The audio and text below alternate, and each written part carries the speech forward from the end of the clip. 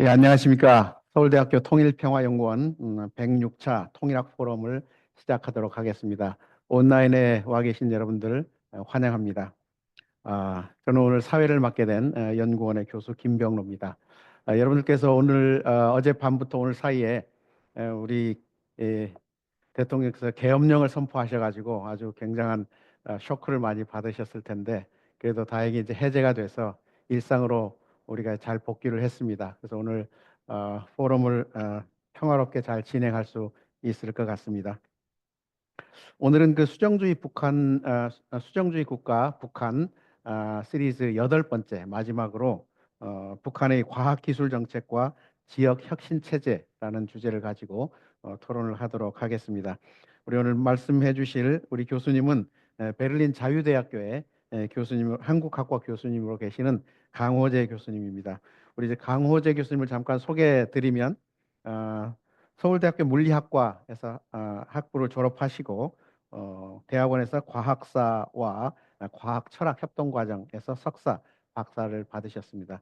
그리고 그 이후에 이화여대 통일학연구원 개원연구원을 거쳐서 독일의 튜빙겐 대학교 한국학과의 비지팅 어시스턴트 프로페서로 계시다가 현재는 베를린 자유대학교 한국학과의 테뉴어 교수로 임명이 돼서 활동을 하고 계십니다. 강호재 교수님께서 한 50분에서 1시간 정도 강의를 해주신 이후에 한 4, 50분 정도 토론을 이어가도록 하겠습니다. 북한의 과학기술 정책 그리고 지역 혁신 체제 굉장히 아, 중요한 주제. 우리 주로 이제 북한의 과학기술 정책이라고 하면은 한국에서는 핵과 미사일, 북한의 기술 어느 정도 고도화됐는가 이런 데 관심이 많고 또 컴퓨터 해커 기술을 많이 교육을 훈련을 해가지고 한국의 여러 은행이라든가 이런 기관에 해킹을 한다 뭐 이런 얘기들로 우리 주로 알고 있는데 북한의 과학기술이 어느 정도 수준인지 또 정책은 어떤지 그리고 특히 이제 지역 혁신을 위해서 과학기술을 어떻게 활용하고 있는지 이런 부분에 대해서 오늘 한번 강의를 듣고 또 토론을 진행하도록 하겠습니다. 그럼 강호재 교수님께서 한 50분에서 1시간 정도 강의를 해주시겠습니다. 예, 반갑습니다. 방금 소개받은 강호재입니다. 예. 오늘 많은 분들이 오시지는 못한 것 같긴 한데, 그래도 관심 있는 분들이 듣고, 요즘 북한은 이라는 프로가 없어졌지만, 요즘 북한은 무슨 고민을 할까? 그런 거를 조금 알게 되는 자리가 되면 좋지 않을까 싶고요. 제가 강의를 하다 보면은 처음 보는 북한이다라는 얘기를 좀 많이 합니다. 저도 뭐 북한 가본 적은 개성단이 유일하고 평양 못 가봤는데 책으로 본 북한 그리고 제가 이공계 베이스를 가지고 있으니까 과학을 좀 아는 입장에서 혁신 체제를 아는 고민하는 입장에서 보면 좀 다른 모습들이 많이 보입니다. 그걸 좀 역사적으로 이어서 얘기를 해 드리려고 합니다. 그러면 또 다른 모습의 북한이 드러나지 않을까. 그리고 제 생각에는 이게 김정은 머릿속에 제일 많이 차지하고 있는 혹은 북한 사람들이 제일 많이 고민하고 있는 부분이 아닐까라는 생각을 하고 있습니다. 그 생각들을 공유하는 자리가 되었으면 좋겠습니다. PPT를 준비를 했습니다. 애니메이션이 좀 많이 들어갔었는 건데 좀 아쉽게도 기술 시스템이 안 받쳐줘서 조금 정적인 장면으로 진행이 될 겁니다. 그래도 관심 계속 가지시고 봐주시면 좋을 것 같습니다. 자, 저는 전체 타이틀은 과학기술 정책과 그 과학기술 정책 속에서 경제로 이어지는 혁신 체제. 그 중에서도 국가 수준의 혁신 체제보다 이제는 지역, 북한을 따지면 시군 중심이죠. 시군 중심의 혁신 체제가 어떻게 바뀌는가를 이어서 얘기를 하려고 합니다. 그 전체 이미지를 한마디로 뭐로 나타내 볼까라고 하다가 생각한 게 혁신 친화적인 나라로 변해가고 있다. 그리고 이 생각이 김정일 말년부터 지금까지 이어지고 있는 비전이다. 미래 비전이다라고 생각합니다. 오늘 얘기 순서는 그래도 시간을 저한테 많이 주어주셔서 좀 차근차근 얘기를 하겠습니다. 좀 이론적으로 혹은 전체 이해할 수 있는 틀을 좀 마련한 다음에 구체적인 것까지 넘어가 보겠습니다. 과학기술의 이중성, 과학기술이 무기로 쓰이느냐, 방금 사람들이 많이 본다고 하는 핵이나 뭐 해킹 이런 무기 기술도 있지만 똑같은 기술이 민수로 쓰이거든요. 그래서 그런 이중성 얘기와 그리고 북한의 경제 발전 전략, 핵도 경제 발전 전략의 일환으로 볼 수도 있습니다. 그래서 군수와 민수 그 양쪽을 어떻게 운용을 하는가에 대한 또 새로운 각도에서 그림까지 제가 그려봤습니다. 그리고 하나는 이제 혁신. 과학기술만 발달했다고 경제가 좋아지는 게 아닌 거는 이미 격사적으로 다 밝혀졌죠. 그래서 발달되는 그 기술 수준과 그리고 생산 능력 그것들이 연결이 되어서 얼마나 시너지를 일으키냐를 혁신 체제에서 고민을 하는데 그게 국가 레벨에서 지역 레벨로 세밀화지고 깊어졌다가 제 생각입니다. 그 핵심 단위로 지금까지 북한 연구에서 등장하지 않았던 두 개의 단위를 소개를 하려고 합니다. 연구 단위로는 산학년 할 때 연구 단위로는 전자업무연구소, 시군도에 다 있습니다. 기술고급중학교 역시 시군도 요즘은 리까지 설치가 되고 있습니다. 그래서 요 두 가지 두 개의 혁신 주체 국가 레벨은 많이 언급됐지만 지역 레벨에서 작동하고 있는 이 혁신 주체들 기관들이 어떤 모습으로 어떻게 만들어졌는가를 역사적 관점에서 설명할 겁니다. 그리고 그 사례로 지금 아주 많이 핫한 북한에서 핫한 북한 연구에서 핫한 지방발전 2010 정책 그 중에서의 본보기인 김학운 이 김학운 모델과 2010 정책이 어떻게 이어지고 변화했는가를 보고 좀 더 시결적으로 보기 위해서 노동신문 민주조선에 있는 텍스트를 제가 전수조사를 해봤습니다. 그래서 이렇게 전체적으로 변하는구나를 눈으로 볼 수 있게 만들어 봤습니다. 그래서 이렇게 나아가면 거시적으로는 이론적 틀에서 과학기술이나 경제발전 전략 혁신 체제를 이해를 하고요. 구체적으로는 그 혁신 주체들, 밑단에서 움직이는 현장에서 움직이고 있는 흐름도 볼 수가 있고요. 그리고 드러나 있는 정책의 변화를 신문을 기사 수로 단어 수가 아니라 기사 수로 볼 수가 있을 겁니다. 그래서 이어지고 있는 모습을 디테일하게 그리고 거시적으로 미시와 거시를 합쳐서 볼 수 있지 않을까 생각을 합니다. 얘기하기 전에 제가 생각하는 전체 이런 고민 방향이 왜 이렇게 됐나가 이런 겁니다. 한반도 전체 미래. 이제는 우리가 한반도라고 고민은 북한에서는 안 한다고 하지만 우리는 그 고민을 해야 되죠.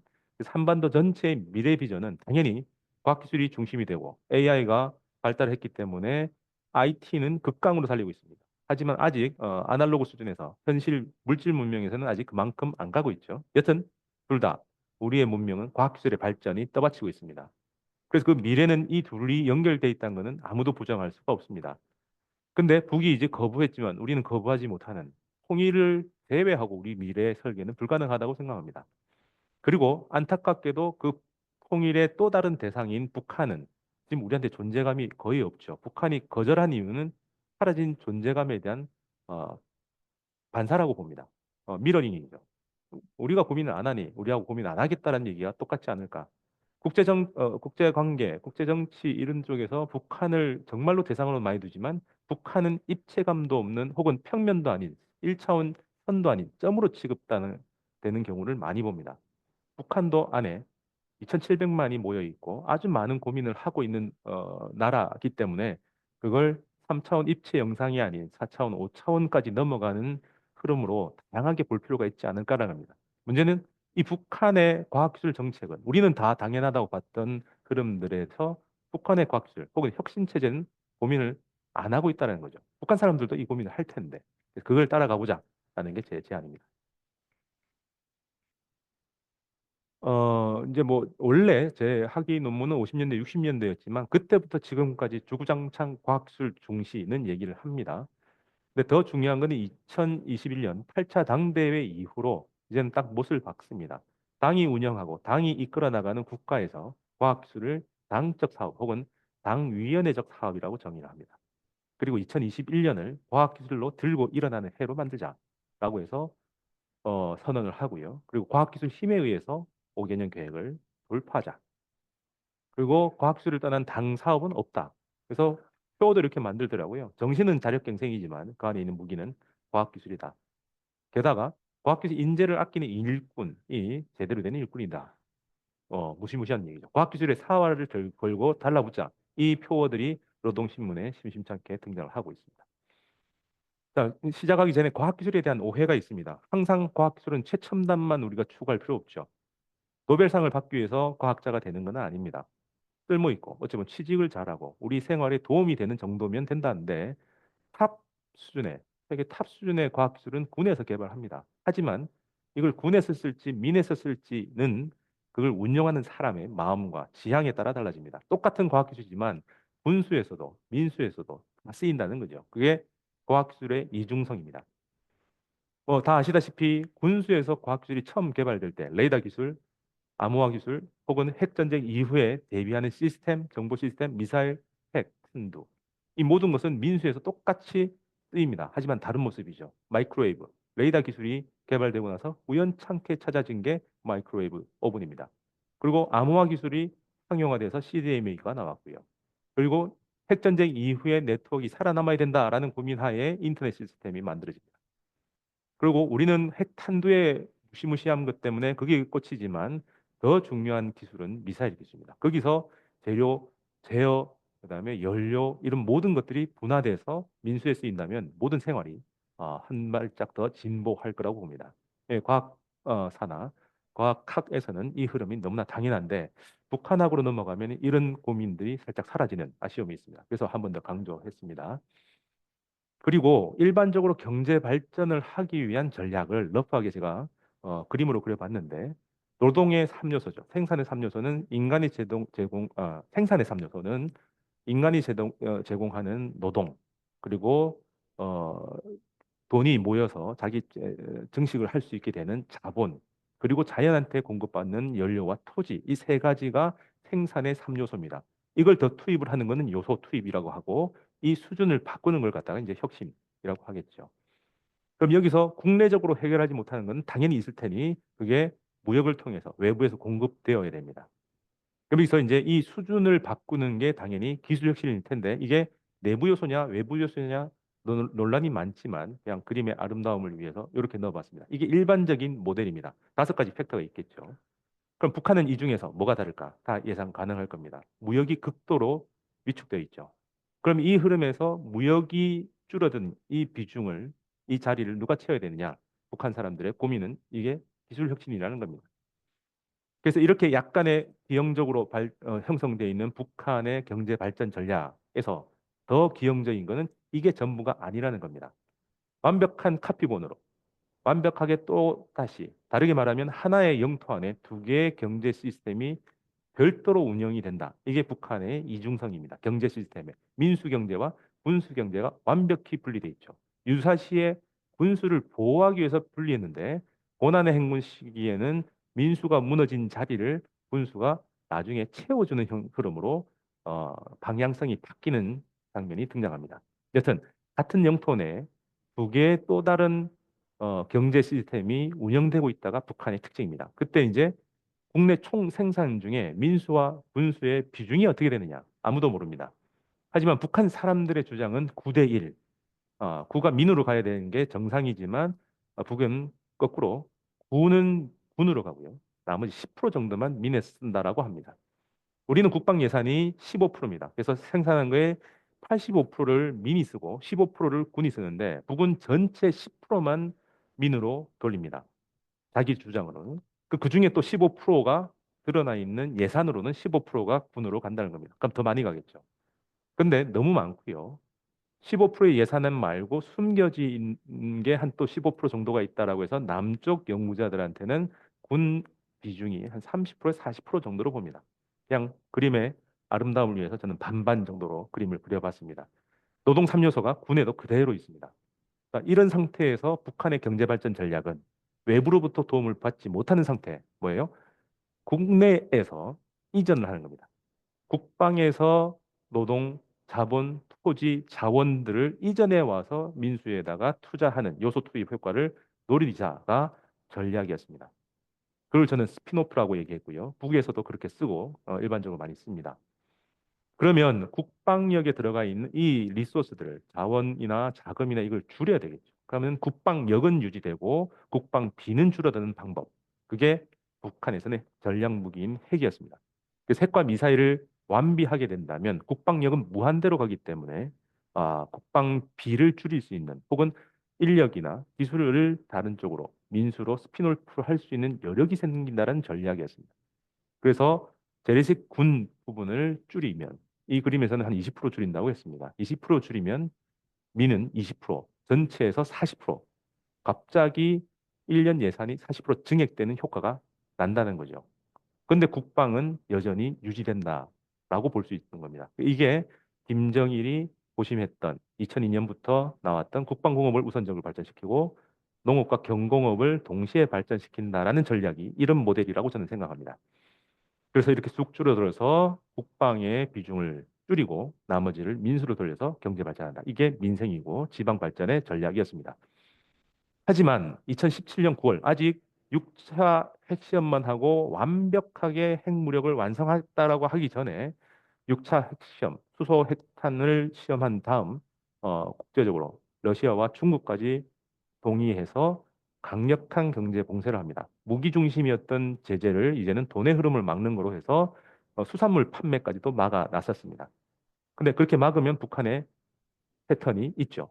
반발하고 더 빨리 갑니다. 그래서 제 생각에는 한 두 달 정도는 당긴 게 아닐까. 11월 29일이라는 숫자가 한 달이라도 더 당기자라고 해서 당겨서 화성 15형을 성공적으로 발사하고 완성을 선언하고 돌아섭니다.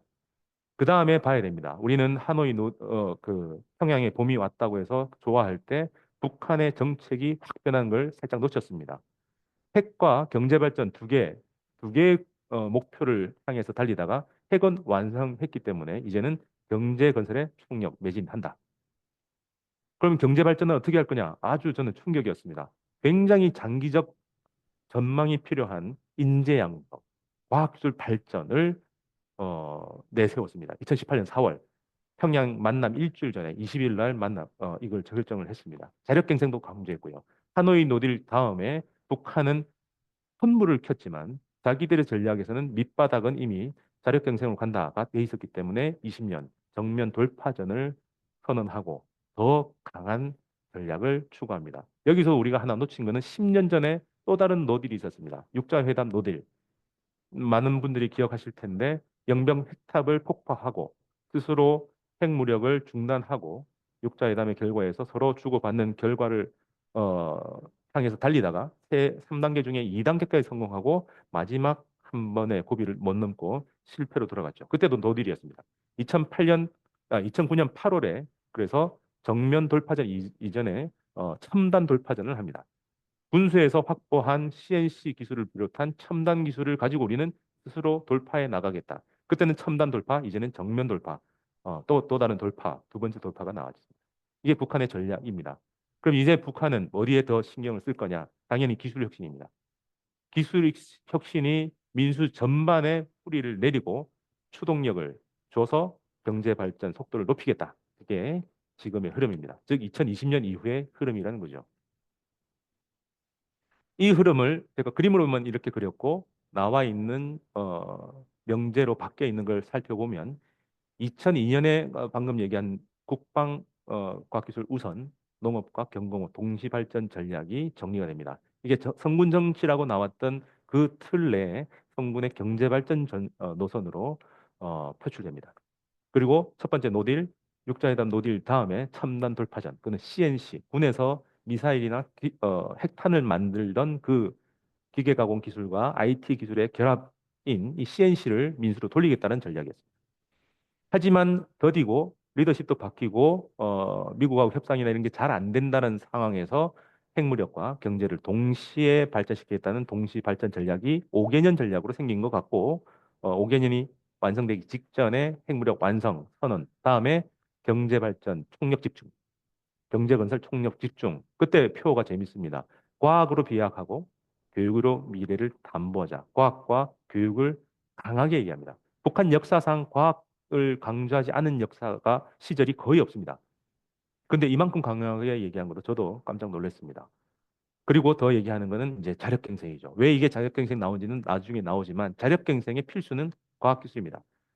원료나 연료, 기술의 자력이 없었으면 자력갱생이 없죠. 그래서 국산화, 대자원화라는 말로 요즘 밖에서 나오지만 이 모든 것은 과학기술력이 뒷받침되어야 됩니다. 그리고 2021년 이제 이 흐름이 하나 바뀌죠. 그 전까지는 북한 전체가 하나의 덩어리, 즉 국가 레벨이었다면 21년부터는 시군 중심의 발전 노선, 시군 중심의 지방 발전 노선이 채택이 됩니다. 그리고 과학기술 교육의 모든 부분으로 이제 확산을 해 나가야 된다. 이런 얘기를 당대에서 결정합니다. 이 흐름을 보면 앞에 그림이 이해가 충분히 될 거라고 봅니다. 그럼 여기서 지방 단위가 준비가 되는 게 보입니다. 21년에 명확하게 공식적으로 선포됐지만 그냥 선언하고 준비하는 게 아니라 준비를 해놔야 선언을 하겠죠. 북한의 경제 발전 전략이 표출될 때는 그 이전에 과학기술 전략이 항상 선행하는 패턴을 봅니다. 그리고 지방 중심으로 돌렸을 때 당대에서 결정했다라는 것은 이미 그 전에 파일럿으로 돌렸고 정책을 가다넘었던 흐름이 있습니다.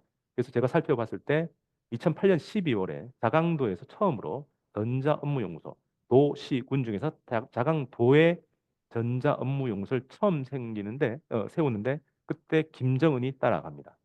여튼 이게 지방 레벨에서 연구를 해서 지방의 정보화를 도와주는 연구소로 추정합니다.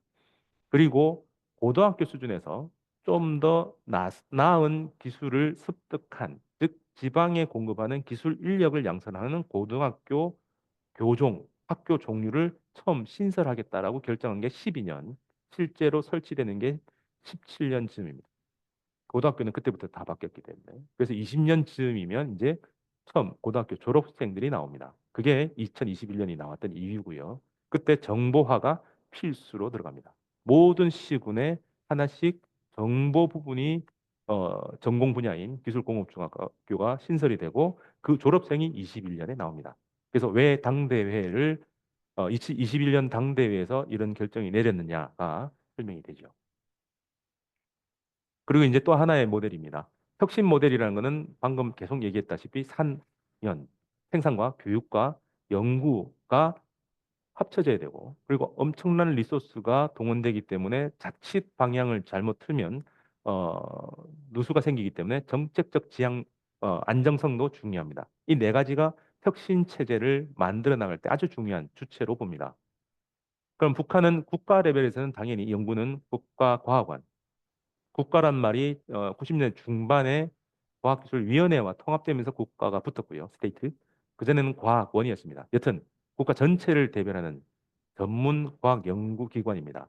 그리고 현장에서는 당연히 혁신을 할 텐데 국과학원에서 했던 걸 현장으로 보내는데 어디서 혁신을 일으키느냐?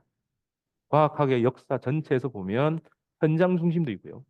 연구소 중심도 있습니다. 연구소 중심은 자유로운 분위기에서 아이디어가 샘솟아야 된다라는 취지로 듀퐁사나 IBM의 트랜지스터, 듀퐁에서의 난리온 이런 것들이 나오고요. 현장을 혁신의 센터로 둔다라는 것은 거대 산업, 반도체나 자동차에서 그런 패턴을 봅니다. 여튼 북한은 다 아시다시피 현지 지향성을 아주 강하게 가집니다. 연구도 현장의 현실을 반영해야 된다라고 해서 연료, 원료, 기술 인력의 자립을 얘기합니다.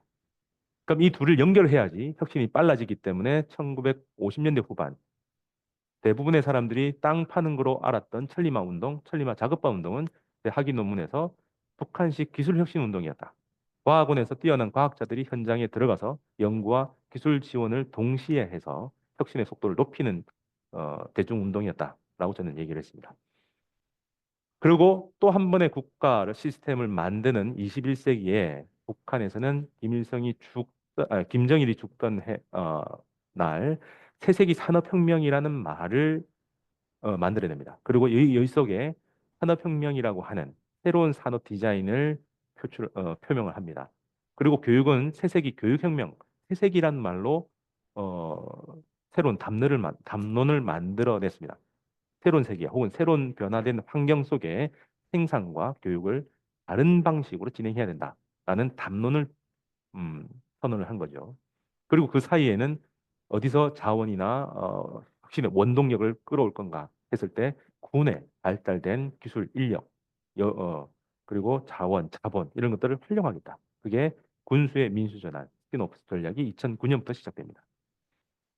자, 이게 국가 레벨에서 어느 정도 완비가 됩니다. 고난의 행군 이후 한 10여 년에서 20년 정도 지나면서 시스템이 국가 레벨에서는 안정화된 다음, 그럼 지역 레벨로 내려가겠죠. 그럼 지역 레벨에서 명시적으로 포커스가 옮겨졌다라고 하는 것은 21년 8차 당대회였지만 그 전부터 준비한 게 조금 전에 소개했던 전자업무연구소 2008년부터 생기고요.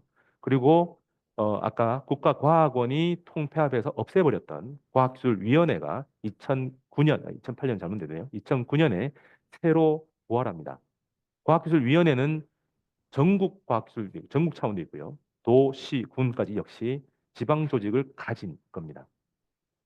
과학원은 전문 과학 연구 단위라면 이 기술위원회는 협의체의 형태인데 현장에 대한 기술 지원 활동을 하는 게 팀 임무입니다.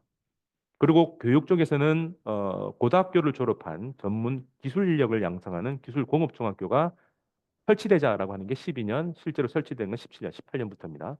그리고 지방과 서울, 수도의 교육 격차를 줄이고 그리고 현장에서 안 그래도 인력이 부족한데 현장에서 교육 인력을 이탈하지 않으면서 기술 수준을 높이는 재교육을 하기 위한 시스템, 원격 교육 시스템이 2010년 정도부터 시작하다가 2015년에 완비가 됩니다.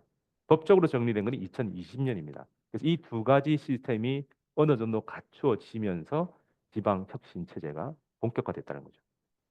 그래서 2022년에 이런 포스터가 나옵니다. 계획 경제를 하고 있는 북한에서 전망 계획은 너무나 당연하지만 리단입니다. 국가 레벨도 완성 안 됐다고 생각했던 22년에 시군도를 넘어서 마을 단위입니다. 북한은 9개 도, 그다음에 200개의 시군, 그리고 4,000개 리로 구성됐다고 러프하게 얘기합니다. 특별시까지 하면은 도 레벨은 한 13개, 14개까지 올라가지만 여튼 제일 작은 단위인 리 전망 계획까지도 있다 혹은 만들 거다라고 한 거죠. 그만큼 계획이 세밀해지기 시작했다라고 볼 수 있고요. 올해 15일 날 시정연설로 처음 표출됐지만 원래 작년까지 2023년까지 김학군 사례를 통해서 지방혁신 모델을 다듬고 있었습니다.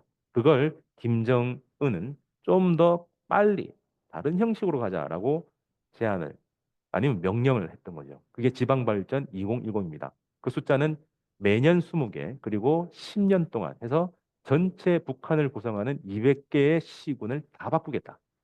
정확하게는 207개 정도의 시군이 있다고 합니다.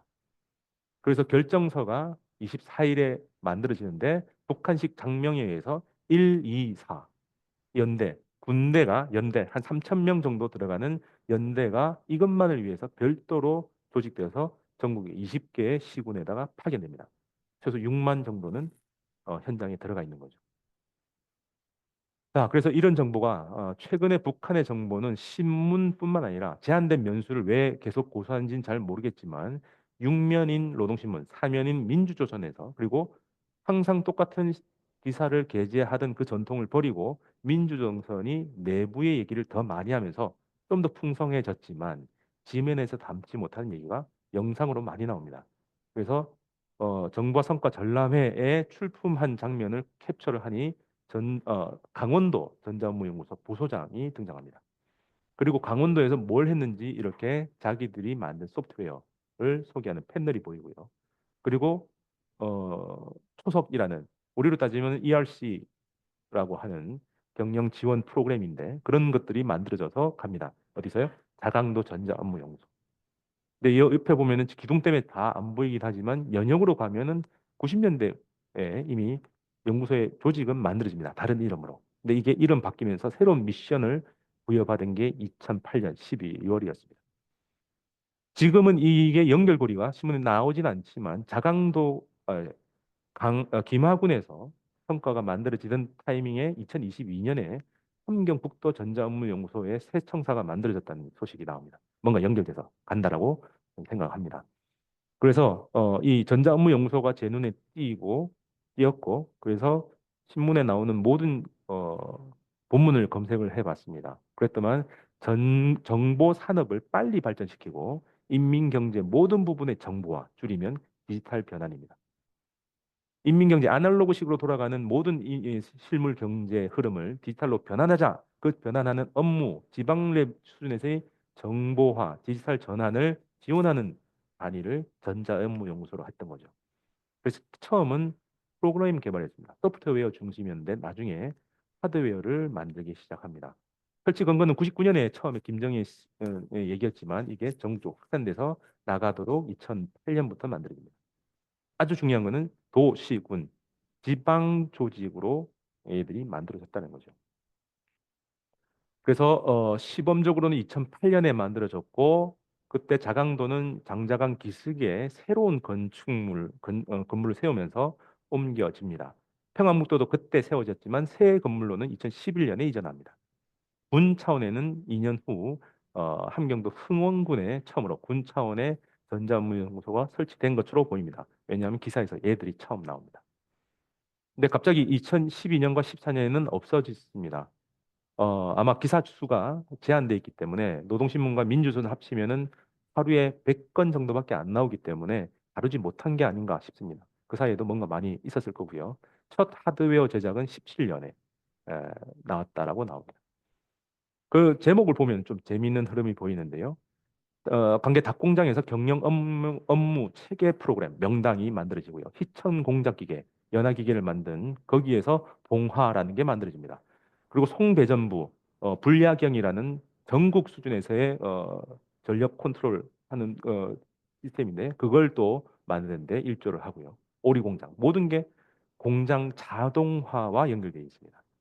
그래서 공장이라고 하는 아날로그로 움직이는 이 시스템들을 자동화하기 위해서 디지털로 변환하고 그 컨트롤 센터를 만드는데 역할을 하는 게 이 전자업무연구소다라고 생각합니다. 그래서 뭐 이런 데서 지금 다 조사를 해보니 어쨌든 신문에 언급이 한 번이라도 되면 제가 다 조사해 봤습니다. 어, 그래서 CNC화가 이제 21년에는 명확히 들어가고요. CNC와 CNC화는 조금 다릅니다. CNC화는 컴퓨터와 조종하는 자동으로 조종하는 그 기계 시스템화를 얘기합니다. 기계를 깎는 게 아니고 여튼 뭐 이렇게 해서 쭉 넘어왔고요. 아주 재밌는 걸 발견했습니다.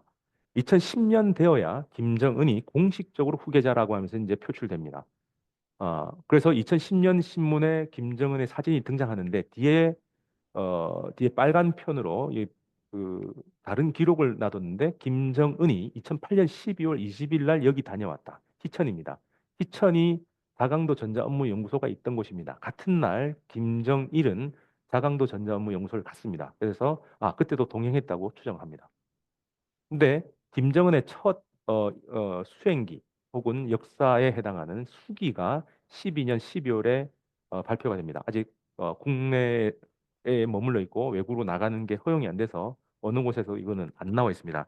노동신문에 이 내용이 소개가 되어 있는데 재밌는 거는 2008년 12월에 전자업무연구소에 김정일과 김정은이 동행했다는 기록이 나오고 당 책임 비서였던 박덕춘이 만났다는 해상을 합니다.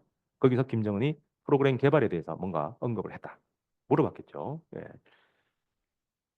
그래서 이게 뭘 뜻하느냐? 가장 오래된 김정은의 동행 기록입니다. 다르게 말하면 김정일로부터 이전받은 넘겨받은 꿈 첫 번째가 지방 발전을 위한 정보와 단위 전자업무연구소를 잘 만들어라라는 얘기였습니다. 그래서 시, 군, 도에 설치되어 있고요. 원래는 도, 정부와 국에서 관리하던 게 나중에 인프라까지 다 갖춰지면서 최신고가 다 합쳐져서 정보산업성으로 가서 바뀝니다. 그래서 이거는 국가에서 부분과 지역으로 혹은 본보기에서 일반화로 갈 때 지역 혹은 일반화하는 단계로 넘어갔지 않나. 그래서 혁신의 포커스가 초점이 국가에서 지방으로 바뀐 그 터닝 포인트를 얘기한다라고 저는 해석했습니다. 그리고 당연히 원래는 소프트웨어였지만 아직 부족한 하드웨어 부분이 있어서 할 수 있는 데부터 조금 더 영역을 확장하는 게 보입니다. 이때 김정은이 수행했다는 것도 아주 중요한 흐름이고요. 그래서 연속성과 정보화를 위한 연속성 혹은 개성성인데 김정은의 첫 번째 미션입니다. 그러면 이 정보화 전략을 다시 한번 더 역순으로 가보면 북한의 인민경제 3화 라고 인민경제 주체화, 현대화, 과학화에서 정보화가 16년에 공식적으로 추가됩니다. 저는 이게 처음 들었을 때 과학의 일종이 정보가 아닐까, 정보과학일 테니 아닐까 했는데 이렇게 구분됩니다. 아날로그 수준에서의 과학화도 가능합니다.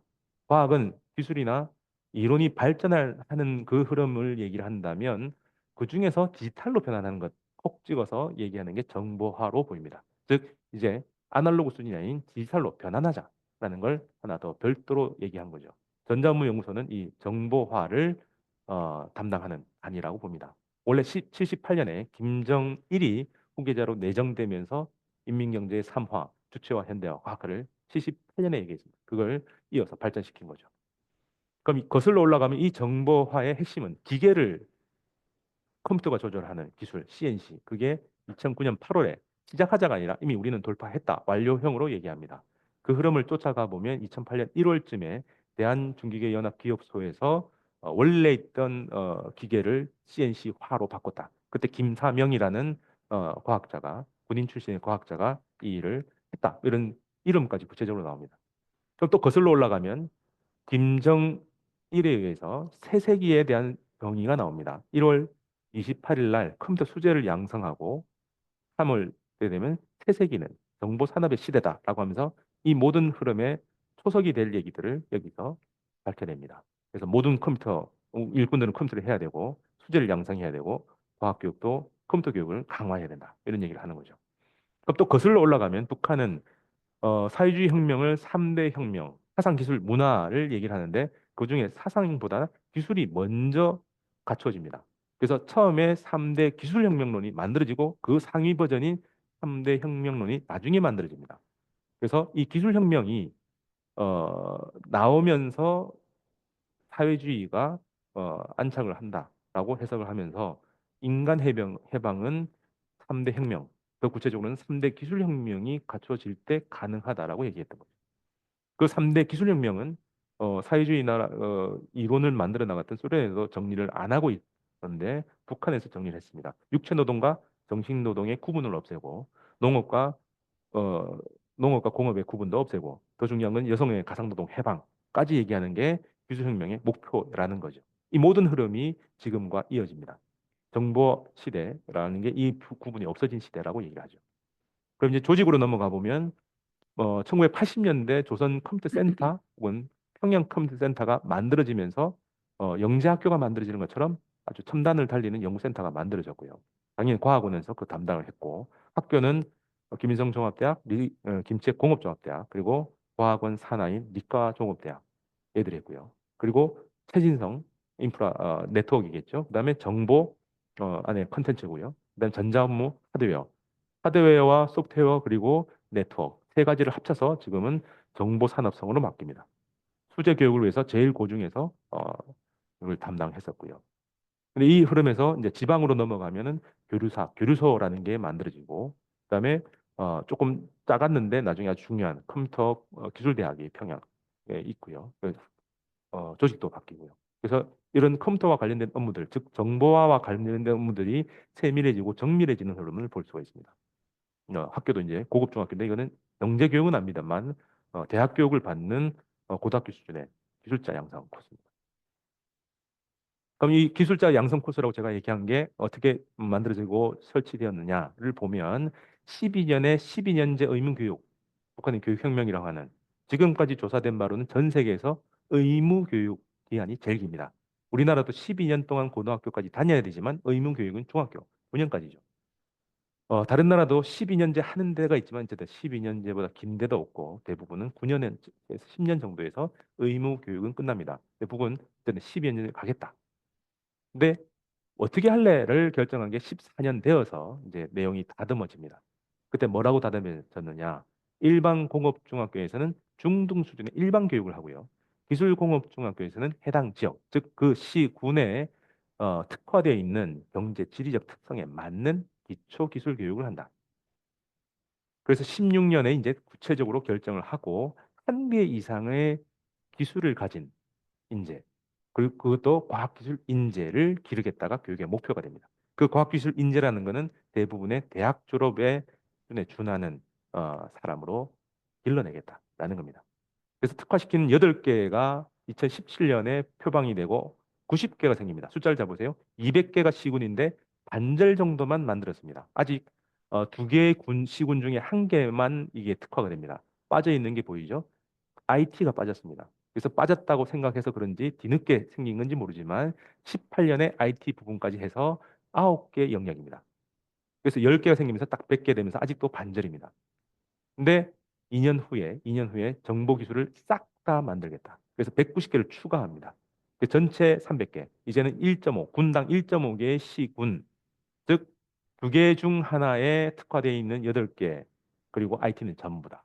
이 정도의 패턴으로 가고요. 그리고 피복, 윤전기계, 구체적인 분야는 기술적으로 혹은 지방적으로 자기 특화 분야가 정해지면서 확장됩니다.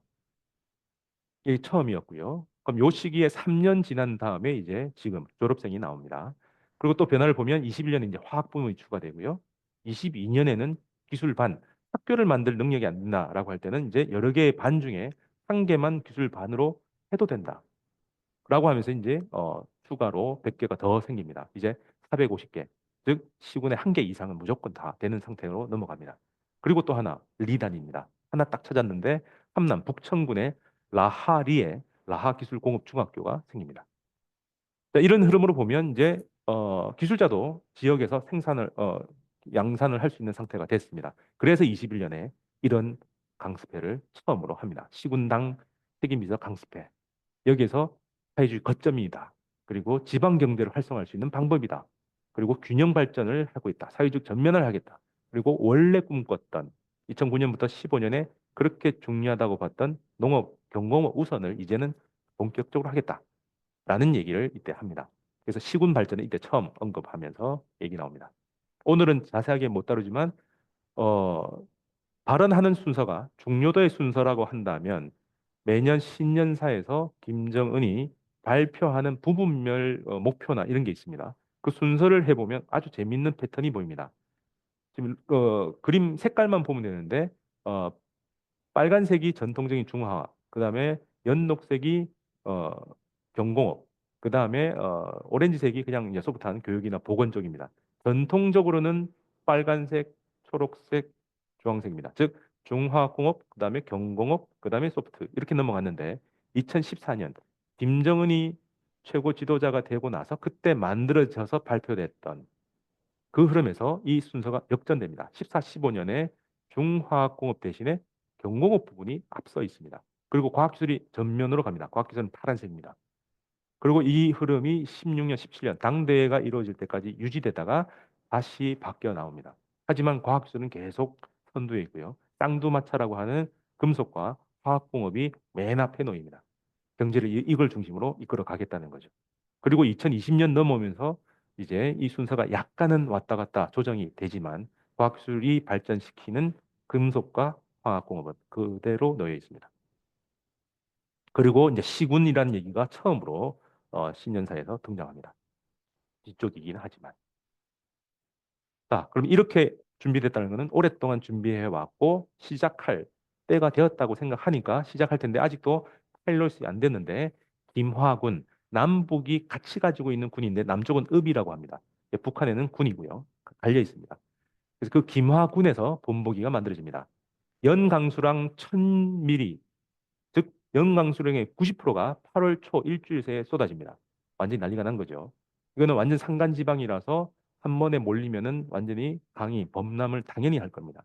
모든 게 싹 떠내려가고 뒤에 나와 있는 저 조감도가 마을입니다. 한 1000세대 이상을 새롭게 이 당시 패턴은 하나하나하고 통째로 짓는 게 패턴이 됩니다. 싹 다 없애버리고 아예 새롭게 마을 전체를 만들어냅니다.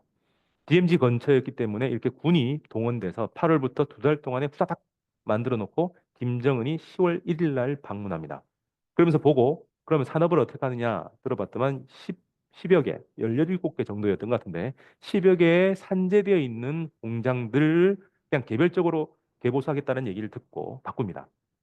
그 각자 하지 말고 다 모아라. 저 강 옆에 이제 싹 쓸려갔으니까 저 옆에 산을 깎아서라도 평지를 만들어서 산업 단지를 만들어서 거기서 모든 걸 생산하자라고 하면서 산업 단지를 기준으로 해서 모든 인프라부터 다시 하는 어, 그 산업 단지 기지방 공업 건설 전략을 처음 실행을 합니다. 그래서 이렇게 어, 모든 게 다 쓸려갔지만 남쪽에는 주택지구, 건너편에는 공업지구, 산업단지가 만들어지고 산이 깎여 나가 있죠. 그래서 이게 착공은 6월 달에 됐는데 한 8개월 거쳐서 완성하고 그 다음에 6월 달에 준공식을 합니다. 그때 우리는 가볼 수는 없지만 이제 요즘 방문이 디지털 방송이 돼서 깨끗하게 양질의 화질이 나와서 같이 가보면 식료 공장과 옷 공장, 어, 그다음에 일용품 공장, 의식주에 해당하는 의식이 들어가 있습니다. 그래서 시군에서 필요한 모든 양을 여기서 다 생산하도록 설계되어 있습니다. 그리고 특이한 것은 종이 공장이 따로 갑니다.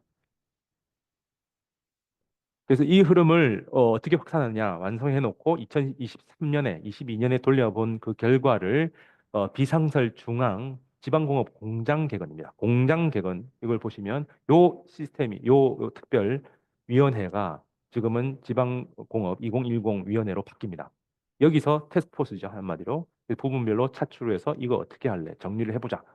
라고 해서 5월 달부터 되어서 김하군처럼 4개의 공장은 필수다. 그래서 여기서 나오는 그 기술 제안서들 다 정리해서 전국으로 확산시킬 준비를 다 합니다. 그래서 결론은 아직은 다 할 수가 없으니 4개의 시에만 우선은 산업 단지 형태로 가고 원래는 200개는 군 공장을 그냥 그대로 여전히 개별 공장도 같이 간다. 중간 단계죠. 김정은이 못마땅했던 거는 이 200개 공장을 또 따로 가는 게 못마땅했습니다. 4개의 시군을 늘려서 20개로 가자. 200개는 따로 안 간다. 였던 것 같은데 요번에 8월 달에 나온 얘기를 보면 이 20개의 시군에 안 들어가 있는 군에서 식료 공장을 또 따로 만드는 게 보입니다. 그래서 완벽히 다 이전된 것 같지는 않고요. 준비되어 있는 데는 개별로도 가고 근데 웬만하면 군별로 완전히 처음부터 끝까지 다 한다가 패턴으로 바뀝니다. 그럼 여기서 무슨 특징이냐? 그럼 지방 자립, 국가 자립, 똑같이 자립이라고 똑같이 취급하면 안 된다는 게 제 얘기입니다. 국가는 상위 기관이 없기 때문에 모든 것을 스스로 합니다. 자립은 스스로 하는데 지방은 그 위 상위 기관이 국가라는 게 있기 때문에 다 할 필요가 없습니다. 그래서 자립이라는 걸 갖다 그냥 놔두면은 뭐 그냥 자립한다라고 하는 어벙벙한 얘기가 되지만 좀 더 정밀하게 제가 50년대 정리한 바로는 연료, 원료, 기술, 인력 4가지의 자립이 핵심입니다. 그러면 중앙에서는 모든 걸 자립을 해야지만 지방은 연료와 기술은 중앙에서 지원을 받고 원료와 인력만 자립합니다. 그래서 지방, 즉 시군에서는 원료림, 숲을 만들고 경작지를 확보하는 게 핵심이고요. 그리고 인력을 재교육하는 게 핵심 임무입니다. 기술적 지원과 에너지 지원은 국가로부터 보장받습니다. 그래서 그 만들어진 결과가 이렇다는 거죠. 그리고 이제 여기서 만든 제조처를 봐야 됩니다. 왜 기술의 국가 지원이냐라고 했던 부분이 여기 있습니다. 김일성 종합대 첨단기술개발원의 분석연구소에서 이 분석 실험 기계를 공급합니다. 역시 마찬가지입니다.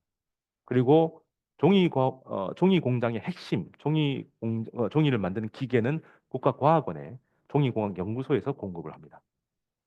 노동자처럼 보이지만 이 사람도 연구소 실장이고 과학자입니다. 이렇게 뭐 만들어서 공급하고 있음. 그리고 평양 출판 인쇄대학에서 와서 또 제공을 하고 있고요. 새로운 방식입니다. 이거는 북한에서 거의 국가 과학자로 선정해 줬던 그 방법입니다. 특허도 교육은 한덕수 평양건국대학에서 만든 원격 교육 시스템을 활용합니다. 여기는 원격 학부가 있는데 거기 들어가면 4년제 대학을 졸업한 자격을 주고요. 그다음에 짧게 하면은 이렇게 직원 재교육을 하는 시스템으로도 활용됩니다. 역시 이 전부 다 중앙이죠. 그리고 건설을 할 때 핵심은 건설 자재입니다. 그래서 도 건설 자재 전시회를 여는데 이 전시 주체가 과학기술위원회입니다. 도 과학기술위원회가 이 조직을 책임집니다. 그래서 이렇게 건설에 들어가는 자재들을 새로 만들어 놓고 품평회를 합니다. 자, 마지막입니다. 그래서 기사가 아까 매일 정해져 있다고 했습니다. 그래서 기사 안에 포함되어 있는 단어가 뭐냐에 따라서 그 기사의 성격이 있을 거라고 보고 중요한 키워드들이 포함되어 있는 여러 번 포함돼도 한 건입니다. 그 기사 건수를 계산해 보니까 이런 게 나옵니다. 자급자족, 자립경제, 자력경생 세 개 다 비슷한 얘기죠. 하지만 자급자족이 제일 센 얘기일 겁니다. 스스로 공급하고 스스로 만족한다니까. 자력경생이나 자립경제는 비슷한 개념이라 볼 수 있습니다. 디테일은 안 돼 있지만 제가 주장하는 바로는 연료, 원료, 기술, 인력의 자립입니다. 그리고 이 모든 것은 과학기술이 중심이죠. 흐름을 보면 2017, 8년 이후로 자립에 대한 얘기가 강화됩니다. 그러면서 덩달아 과학기술이 넘어갑니다. 서로 밀접한 정상관관계 연결돼 있다는 거예요. 노동신문, 민주수는 같은 패턴을 보입니다. 전체 합쳐도 17, 18년 이후 오히려 민수 쪽에 어, 자기들 경제 발전에 총력 매진하면서 이 흐름을 더 강화시킵니다. 당연히 2019년 이후에 하노이 노딜 이후에 피크를 찍습니다. 그러면 과학기술이 뭐하고 연결되느냐? 지금은 국산화, 재자원화와 연결됩니다. 그래서 재자원화가 18년 이후에 화두가 되고요. 국산화는 원래 화두였고요. 거기서 수입이란 말이 계속 나옵니다. 당연히 수입하자가 아니라 수입을 하지 말자겠죠. 그래서 노동신문도 이렇고 민주조선도 이렇고요. 저도 이렇습니다. 근데 재밌는 거는 수입에 대해서 수식어가 달라집니다. 수입 지표라는 게 있는데 예전에 10년 전에 나왔을 때는 수입 지표를 줄이자라고 했다가 이제는 없애라로 풀어가 바뀝니다. 이 흐름이 과학술이 기반이 되어야 하는 얘기들이라는 거죠. 그러면 지방공업 마지막입니다. 지방공업, 지방경제와 관련된 것은 이렇게 쌍봉이 나왔다는 게 특이합니다. 21년은 당연할 거라고 저도 예측했는데 18년에 살짝 튀기도 했지만 2011년에 왜 갑자기 나왔을까? 그래서 보니까 군수 전환했던 2009년 이후에 10년, 11년 피크가 되고 10년, 11년에 지방공업 혁명을 얘기하기도 하고요. 그리고 경공업이 용을 쓰는 해라고 선언하기도 하고 그래서 김정일이 자기가 죽기 전에 지방공업의 발전을 위해서 굉장히 애를 썼던 그런 흐름을 볼 수 있습니다. 그래서 이때 지방공업 혁명이란 말이 10년, 2010년에 만들어서 표방이 되죠. 그래서 처음에 굉장히 애썼습니다. 근데 왜 갑자기 줄었을까? 김정일이 죽었기 때문에 또 있지만 군사적 긴장이 더 높아집니다. 그래서 그 반대의 흐름을 찾기 위해서 군수공업 혹은 국방공업을 찾아보니 역시나 역상관계를 맺는 걸 볼 수 있습니다. 지방이란 말이 줄어 들어가면서 국방 혹은 군수란 말이 늘어납니다. 피크는 2017년, 국방과학이라는 게 피크로 올라가고 있죠. 그 이후에 역전이 다시 됩니다. 즉, 군사적 긴장감이 높아질수록 지방에 대한 집중도는 줄어듭니다. 거꾸로 군사적 긴장 혹은 자기들의 국방을 안심하게 되면서부터 지방에 대한 관심이 높아지는 흐름을 볼 수가 있습니다. 북한의 경제 발전을 위해서는 당연히 군사적 긴장도가 내려가거나 혹은 국방력을 안전하게 확보할 수 있는 여건이 필수라는 흐름을 볼 수 있습니다. 그래서 화성 15형 발사 이후에 변화가 있다라는 겁니다. 정리하겠습니다. 2021년에 당대회를 하면서 국가 혁신 체제에서 이제 더 세밀하게 지역 혁신 체제로 초점이 이동했다. 그 전환의 출발점은 2009년 하노이 노딜 이전에 육자회담 노딜 이후 선언했던 3단 돌파 전략의 일환으로 볼 수 있다. 그리고 자력경쟁, 자립경제의 디테일을 보자면 연료, 원료, 인력, 기술 네 가지 요소가 있는데 지방은 기술과 연료는 중앙에서 공급받고 지방은 인력과 원료만 자립한다라고 세밀해졌다라는 거죠. 그럼 지방의 혁신 체제를 구성하는 요소, 전자연구소 그리고 과학기술위원회 전부 다 시, 군, 도, 지방 조직을 가진 센터고요. 그리고 교육 쪽에서는 기술공업중학교, 원격교육대, 교육체계 이 두 가지가 학교, 교육 쪽에서의 또 다른 혁신 주체라 볼 수 있다가 제 주장입니다. 그럼 이 흐름은 뭐냐? 2001년부터 김정일이 선언했던 21세기는 새세기는 정보화 시대다라고 했던 그 흐름 혹은 모든 나라 북한의 입장으로 하면은 숫자 경제죠. 디지털 전환 시대의 핵심 역할을 이 단위들이 한다라고 하는 거죠. 그리고 영재도 지역에 특화되어서 영재를 길러내자라는 게 이 시스템 속에서 나온 아이디어라고 봅니다. 그래서 지금 시대에는 북한에서는 자립경제 혹은 자력경쟁의 의미가 더 확장해 들어갔고 국가 레벨과 지역 레벨에서는 이제 분화가 되기 시작했다라고 해석할 수 있습니다. 그래서 오늘날은 과학기술은 다른 말 국산화와 재자원화로 표현을 달리하고 있다라고 얘기하죠. 이상입니다. 예, 아주 어, 흥미로운 그런 강의를 해주셨습니다. 아, 과거에는 기술 혁명이란 말을 많이 사용을 했었는데, 강 박사님 지금 쭉 설명하면서 기술 혁신이라는 표현들이 이제 지금 최근에는 많이 사용되고 있는 것을 제가 알게 됐습니다. 아, 이제 강의 중에도 얘기를 했습니다마는 북한이 이제 폐쇄 체제고, 그래서 무역이 감소하면서 폐쇄 체제를 유지하기 위해서는 혁신이 필요하다. 특히 이제 기술 혁신이 필요하다는 점에서 굉장히 강하게 지적을 해주셨고 또 그것이 이제 북한 체제를 발전시키는데 그 핵심적인 동력이 지금 되고 있는 부분에 대해서 쭉 설명을 해주셨습니다. 그리고 그것이 이제 국가 차원에서부터 국가 레벨에서부터 그러니까 지역, 지방 차원으로 확산이 되면서 분화가 되고 있는 분화하면서 발전하고 있는 이런 그 흐름에 대해서도 쭉 지적해 주셨습니다.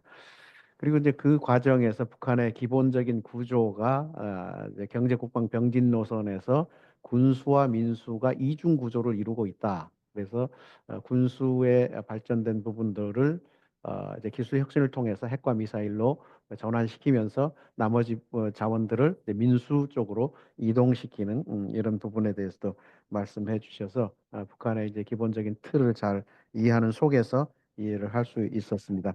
그리고 이제 아주 구체적으로 또 지방 차원에서 한 개의 그 모델이라고 하는 김화군에 대한 얘기를 좀 깊이 해주면서 어, 지방 차원에서 구체적으로 이루어지고 있는 진행되고 있는 이런 현실들 그리고 그것을 이끌고 있는 전자 업무 연구소 처음 저는 음.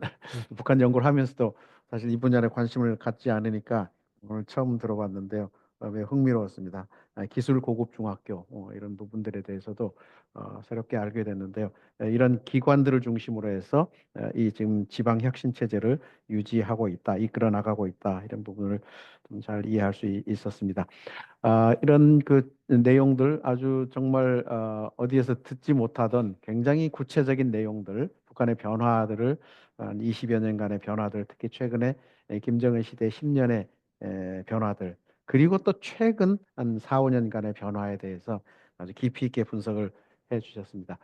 오늘 이런 내용들을 가지고 혹시 질문이 있으면 우리 그 줌으로 들어와 있는 분들께서 채팅창에 좀 질문을 해주시면 수상의 답변을 해 주실 것 같습니다.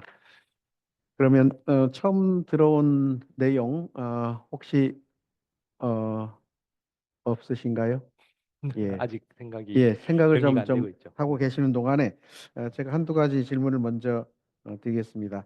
어, 이게 지금 이제 이제 군수에서 민수로 이렇게 전환한 그런 과정들 제가 이제 김정은 정권이 처음 들어왔을 때에 2012년, 13년 아니 몇 년 동안은 신년사에서 구체적으로 이제 경제 발전을 위해서 군수를 민수로 전환하겠다라고 해서 그 다음 해에도 그 성과에 대해서 좀 발표하고 한 2, 3년간 그걸 본 적이 있는데 그 이후에 이게 그런 내용들을 제가 잘 보지를 못했거든요. 음. 그래서 이제 그 정책이 지금도 계속 이어지고 있는지 이게 좀 퀘스천이에요. 북한이 이제 그 이후에 뭐 여러 변화들이 있었고 7차 당대회 있었고 8차 당대회면서 그 사이에 또 하노이 미국과 북한의 하노이 회담이 좌절되면서 약간의 또 다른 전환들이 있었고 그러면서 초기에 김정은이 집권한 초기에 가지고 있던 이 강한 의지 이것이 10년간 지속되면 정권이 지속되면서 계속 이런 패턴들이 지금 작동을 하고 있는 것인지에 대한 궁금증이 좀 있거든요. 예, 예, 오히려 선생님의 보셨던 흐름보다 오히려 반대 흐름을 저는 봤습니다. 어, 어, 그 2012년부터 한 15년 사이는 경공업, 즉 식료 공장부터 해서 일반 생활 관련된 게 리뉴얼되고 현대화되는 경우가 많았어요. 평양 주변에 식료 공장들이 전부 다 ISO를 받도록 만들어지고요. 다 개조가 되고 한 20개 정도 되는 게 다 그렇게 바뀌고요. 그리고 새로운 공장들도 막 생기고 했는데 점점 후반대 갈수록 핵심 기술, 즉 윤정기계, 음, 기계 공장들이 군수에서 민수로 가는 경우가 많습니다. 대표적으로 마식령 스키장하고 양덕 스키장에 마식령 15년쯤이죠. 그때 만들어질 때는 스위스와 이탈리아에서 설차들을 수입합니다. 수입하면서 로고를 안 바꾸고 광고 사진을 찍어서 의문의 일패를 안겨줍니다. 음, 그 두 나라의 회사들은 나중에 생전에 음, 사찰을 박았습니다. 음, 근데 2018년, 19년에 양덕 그 온천 스키장 만들 때는 군수 공장에서 자체적으로 만듭니다. 그래서 김정은이 직접 지시를 하는 게 나옵니다. 그리고 또 하나는 그 중평 온실 농장을 만들 때 비행장을 통째로 아예 그린하우스 하우스 농장으로 다 바꿔버리죠. 그래서 야채를 만드는 공장으로 바꿔버리고요. 그래서 비행장 필요 없어. 그래서 이 모든 것들을 군에서 바꾸기 때문에 저항이 심했지 않을까 싶습니다. 그래서 김정은이 직접 얘기를 하면서 계속 군 시설들 혹은 군 공장들을 민수를 공급하도록 만들어요. 또 하나는 2017년으로 기억하는데 군수 공장에서 일용품을 생산을 해서 품평회를 합니다. 그래서 2년마다 한 번씩 해서 그걸 상광 상점에 납품하도록 하고 거기에 나온 거 보면 군수 공장인데 뭐 유모차도 만들고 세숫대야 뭐 이런 것도 만드는 걸 볼 수가 있습니다. 그리고 이제 대표적으로 식량의 변화를 일다면 그 농업의 기계화 비율을 높여라라고 16년에 얘기했는데 그 기계화를 제대로 안 되니까 재작년이죠. 5,500대 퍼레이드를 해서 황해도에 인수식을 하는데 그 농기계를 만드는 공장이 군수 공장이었어요. 어, 예. 그리고 또 더 과거로 거슬러 올라가면 2012년 3-2호 광명성 3-1호가 폭파가 되고 그해 12월에 다시 쏘아 올리면서 이제 자타가 자공인하는 미국에서도 인정하는 인공위성이 돌았다. 궤도에 올라갔다라고 했대. 그 연말에 101명의 영웅 광명성 3-2호에 들어갔던 기술자, 노동자, 과학자들을 다 얘기를 합니다. 근데 그 사람들 명단을 과학자 리스트에다가 뒤집어 넣으면 딱 한 명 나옵니다. 원장 이름만. 그래서 그 100명의 원래는 밑에서 군수와 양쪽 다 할 수 있었던 기술자들을 공개해버린 거죠. 근데 그 사람들이 같은 사람인지 모르지만 어쨌든 외부로 노출돼서 이제 민수로 전환할 수밖에 없는 흐름이 하나 있고요. 또 하나는 2016년, 17년쯤인데 전자와 성과 전람회에 김정은 국방대학에서 3차원 비행 시뮬레이션 게임을 가지고 참가합니다. 김정은 국방대학은 원래는 공개가 한 번도 안 됐던 데고 최첨단 과학은 거기서 하고 있다라고 할 정도로 김일성이나 김일성 종합대학이나 김책보다 훨씬 더 먼저 입도 선매하는 대학이었습니다. 여기가 공개가 안 되다가 공개를 했는데 게임기를 가지고 나옵니다. 제 생각엔 게임이 아니라 원래 파일럿 어, 훈련 시뮬레이션 시스템이었을 건데 그걸 오래된 버전을 약간 각색해서 게임으로 만든 게 아닌가 추정되는데 여튼 그것도 역시 피노프의 일종이지 않을까. 군에서 했던 기술 혹은 인력을 민수로 돌려서 공개해버린 흐름. 그래서 이 흐름들을 보면 대부분 김정은 주도로 일어납니다. 음, 김정은이 주도하지 않고 이 허들 혹은 이 칸막이를 넘어갈 수 없다고 보는 거죠. 저는. 그래서 이번에 지방발전 2010 정책도 12월 말까지 4개의 시군과 200개 개별 공장이었다가 갑자기 김정은이 내가 총화자가 되겠다라고 하면서 바꾼 것도 이 칸막이를 자기 아니면 뛰어넘을 수 없다는 판단이 서지 않았을까. 그래서 주머니 3개를 통합하는 원래 정은 내각은 당연하고 당도 가끔 많이 들어갔는데 군까지 처음부터 결합을 시켜서 가려고 한다면 나 말고는 안 되는 것 같다. 음, 라고 했지 않았을까라는 거죠. 그래서 음, 이 흐름은 김정일이 원래 아이디를 내고 준비를 했는데 김정일 시대에는 밑에 일꾼들이 좀 못 따라가는 흐름이 있었습니다. 그러면 김정일이 죽고 저는 이런 혁신 체제 고민에서 보면 혁신의 아이디어를 이거 끄집어 나가고 개발시키는 아이디어 뭐냐 이데올로그가 원래 김정일이었거든요. 근데 죽으면서 그는 이데올로그가 없지 않을까? 그러면 이걸 사상을 발전시킨 게 없지 않을까 했는데 역시 없어졌습니다. 그래서 더 발전하는 건 없고요. 김정은 시대는 실행을 합니다. 그래서 넓어지고 실행 폭이 깊어집니다. 그래서 직접 강하게 얘기하면서 군수 공장에서 이런 걸 만들자, 이런 걸 하자. 그래서 오히려 지금 많이 넓어져서 음, 군의 군수 공장에서 어, 농기계를 만들어서 5,500대를 보급하면서 작년에 수확량이 좋아진 거. 그리고 이제 신문에는 트랙터가 항상 기계가 움직이는 드론도 나오고 예전에는 뭐 달구지도 나오고 그랬는데 농사가 기계화된 모습들을 계속 보이는 거죠. 그게 발전 중에 하나 있지 않을까 예, 싶습니다. 예, 군수 산업의 민수 전용이 김정은 시대에 최근까지도 계속 지속되고 있다 이런 말씀 계속 해주셨습니다. 지금 채팅창에 국립삼림과학연구와 삼림과학원의 오삼원 박사님께서 질문을 해주셨는데 과학기술 성과를 북한이 집중하는 분야가 있을 테고 여러 분야 중에 집중하는 분야가 있을 테고 또 성과가 나오는 분야가 있고 조금 안 나오는 분야가 있고 그래서 차별이 있을 텐데 차이가 있을 텐데 그게 좀 궁금하다 이런 말씀을 해주셨습니다. 아마도 음, 예를 들면 군사 기술 쪽은 뭐 당연히 집중을 더 많이 할 것 같은 느낌, 이미지가 있고, 그렇지 않은 분야가 좀 있고, 예를 들면 경제 분야 쪽에서는 뭐 어느 정도 이 분야를 좀 이게 비중을 할애하는지, 그런 게 좀 궁금하고, 뭐 예를 들면 또 보건, 의료 기술이라든가 이렇게 영역별로 좀 차이가 있지 않을까, 그런 궁금증은 다들 가질 수 있을 것 같습니다. 그리고 실제로 이제 성과가 나오는 빨리 나오는 분야가 있을 테고, 또 더디 나오는 분야가 있을 텐데, 그런 부분에 대해서 약간 차이점이나 이런 걸 말씀해 주시면 예. 좋겠습니다.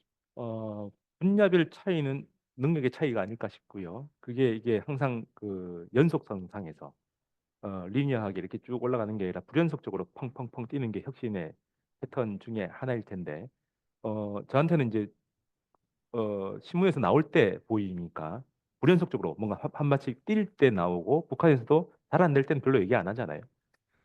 근데 이제 잘 안 되다가 갑자기 잘 되게 된 최근의 흐름을 보면은 금속 쪽이 있습니다. 주체철을 만드는 그 흐름에서 어, 막혀 있어서 잘 안 되는 얘기로 계속 나오다가 갑자기 주체철 생산이 비약을 하는 그런 변화를 하나 보인 게 있고요. 여전히 잘 안 되고 있는 거는 비료 쪽이죠. 질소 비료를 만들어 놓고 공장 오픈식도 했는데 뭔가 잘 만들어져서 나가는 흐름은 없습니다. 근데 많이 주목을 못 받았지만 전력 생산 쪽에서도 기술 혁신이 굉장히 많이 일어납니다. 제가 많이 종이공학 영수도 이제 그 중에 하나였는데, 종이공학 영수도 제가 처음 나왔을 때부터 좀 주목을 해서 이걸 남쪽에서 수입을 해서 스타트업을 하자라는 제가 주장을 했던 적이 있습니다.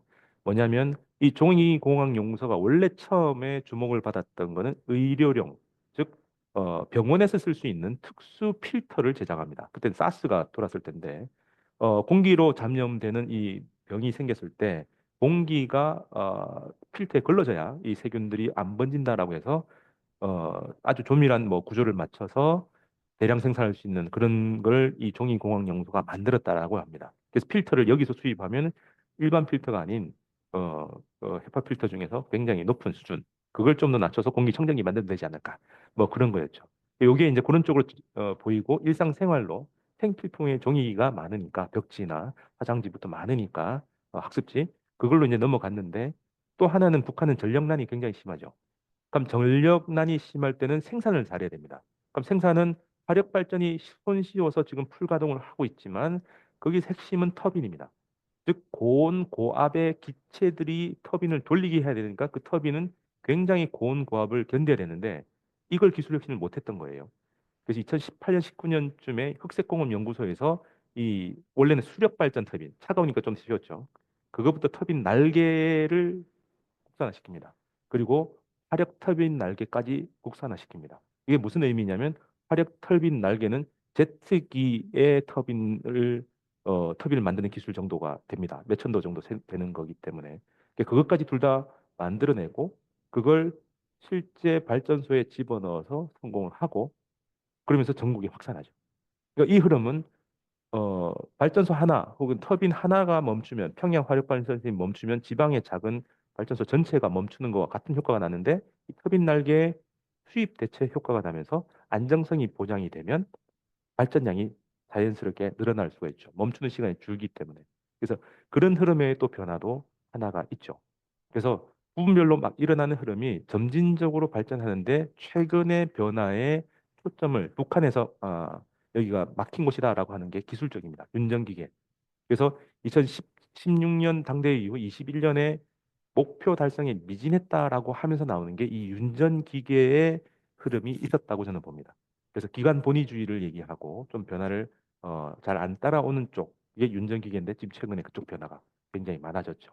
그래서 농기계도 많이 만들고 구수공장도 이제는 국방공업기업소로 바뀌었죠. 국방기업소로 바뀌어서 이런 뭔가 변화를, 군수 쪽에서 변화가 크다. 군수라는 건 기계와 금속 이쪽이라서 그쪽 변화가 지금 많이 일어나고 있는 게 아닐까.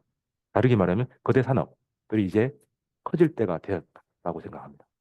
예, 지금 이제 전력 생산 부분에서 기술 발전 얘기를 하니까 제가 생각나는 게 북한이 에너지 난 때문에 어, 몇 차례 뭐 북한 문서를 읽기로는 원자력 발전소에 대한 필요성을 계속 강조한 적이 있고 또 원자력 발전소를 중장기적으로 이제 개발하겠다라고 했는데 우리 한국에서도 마찬가지지만 원자력 발전이 가장 효율적일 것 같은 느낌이 들고 좀 쉽게 할 수 있는 그런 에너지원일 것 같은데 북한이 이제 이 에너지 원자력 에너지가 핵무기 개발과 이렇게 연동돼서 과거에 이제 좀 제재를 받던 그런 부분도 있고 그래서 이제 제가 사실 이 부분이 굉장히 관심이 많은데 정보도 없고 그래서 혹시 강 교수님께서 좀 알고 계시는 게 있으면 좀 말씀해 주시면 좋겠는데요. 이 원자력 에너지를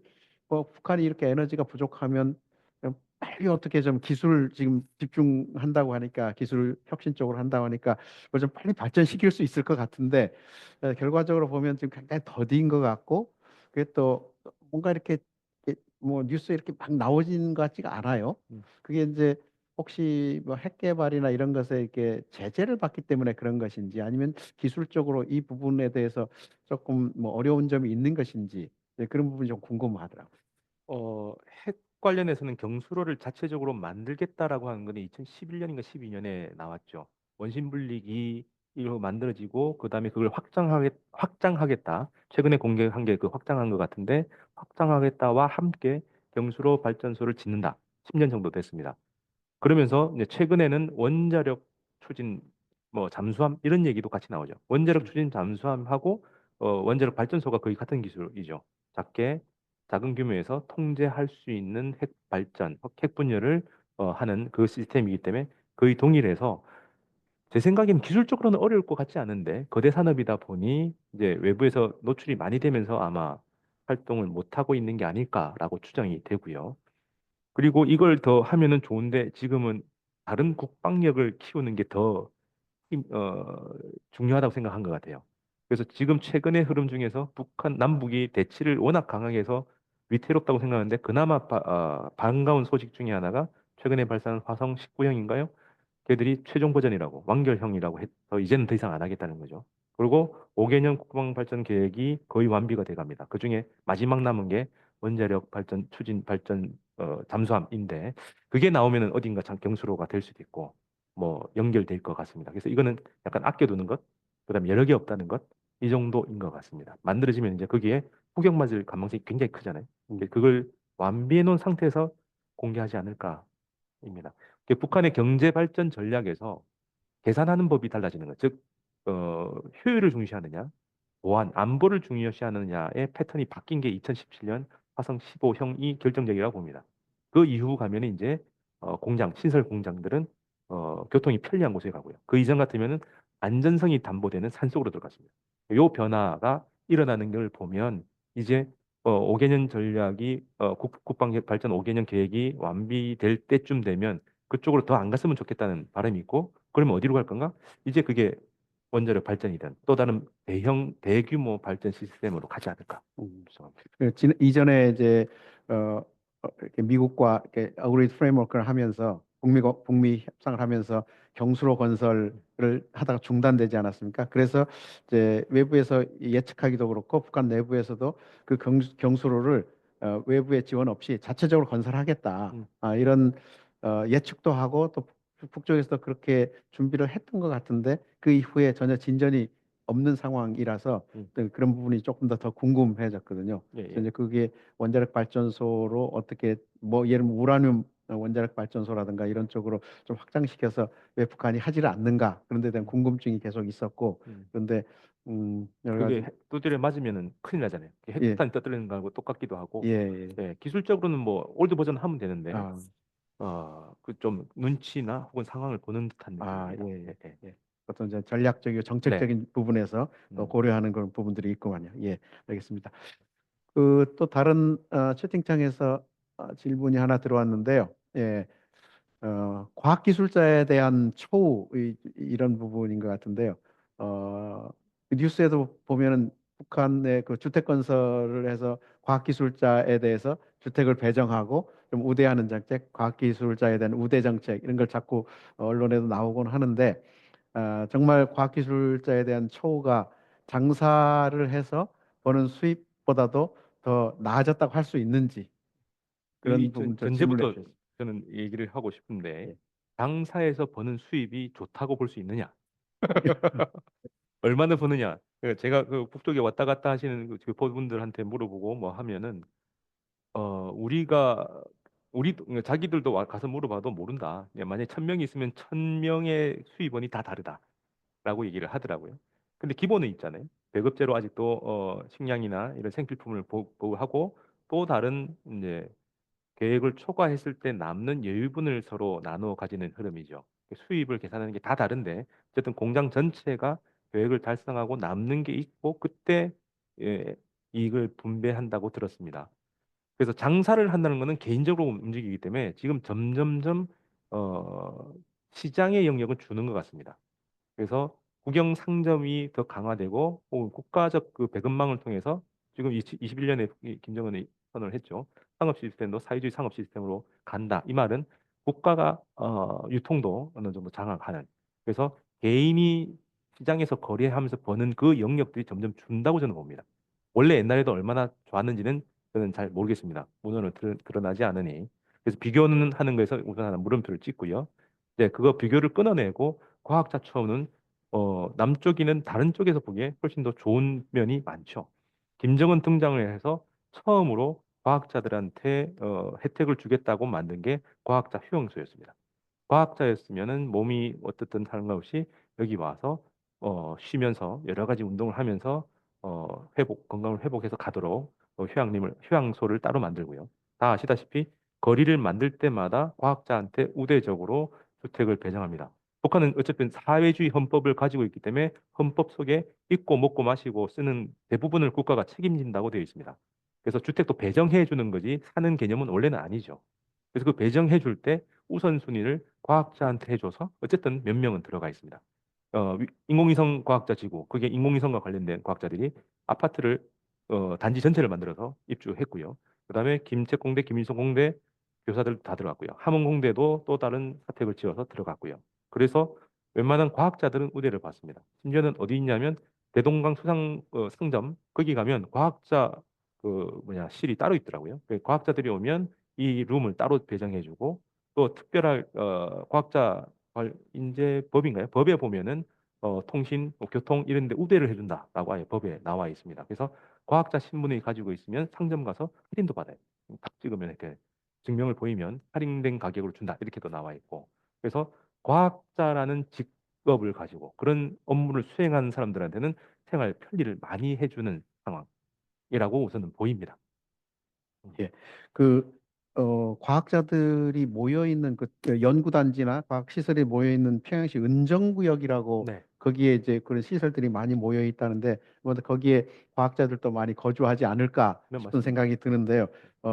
대체적으로 어떻게 되어 있습니까? 은정구역이라는 데 혹시 아, 예. 아시는지? 은정구역은 평양이 이제 북쪽이고요. 북쪽에 이제 산이 시작돼서 들어가는 산 속에 있는 옛날에는 평성이었는데 평성에 평양 쪽에 붙어 있는 곳이 분리돼서 들어간 거고요. 여기에 과학원이 모여 있습니다. 아, 예, 원래 52년에 과학원이 처음 생기고 전쟁 중에 생기고 원래는 산계되어 있던 것들을 한 곳에 모읍니다.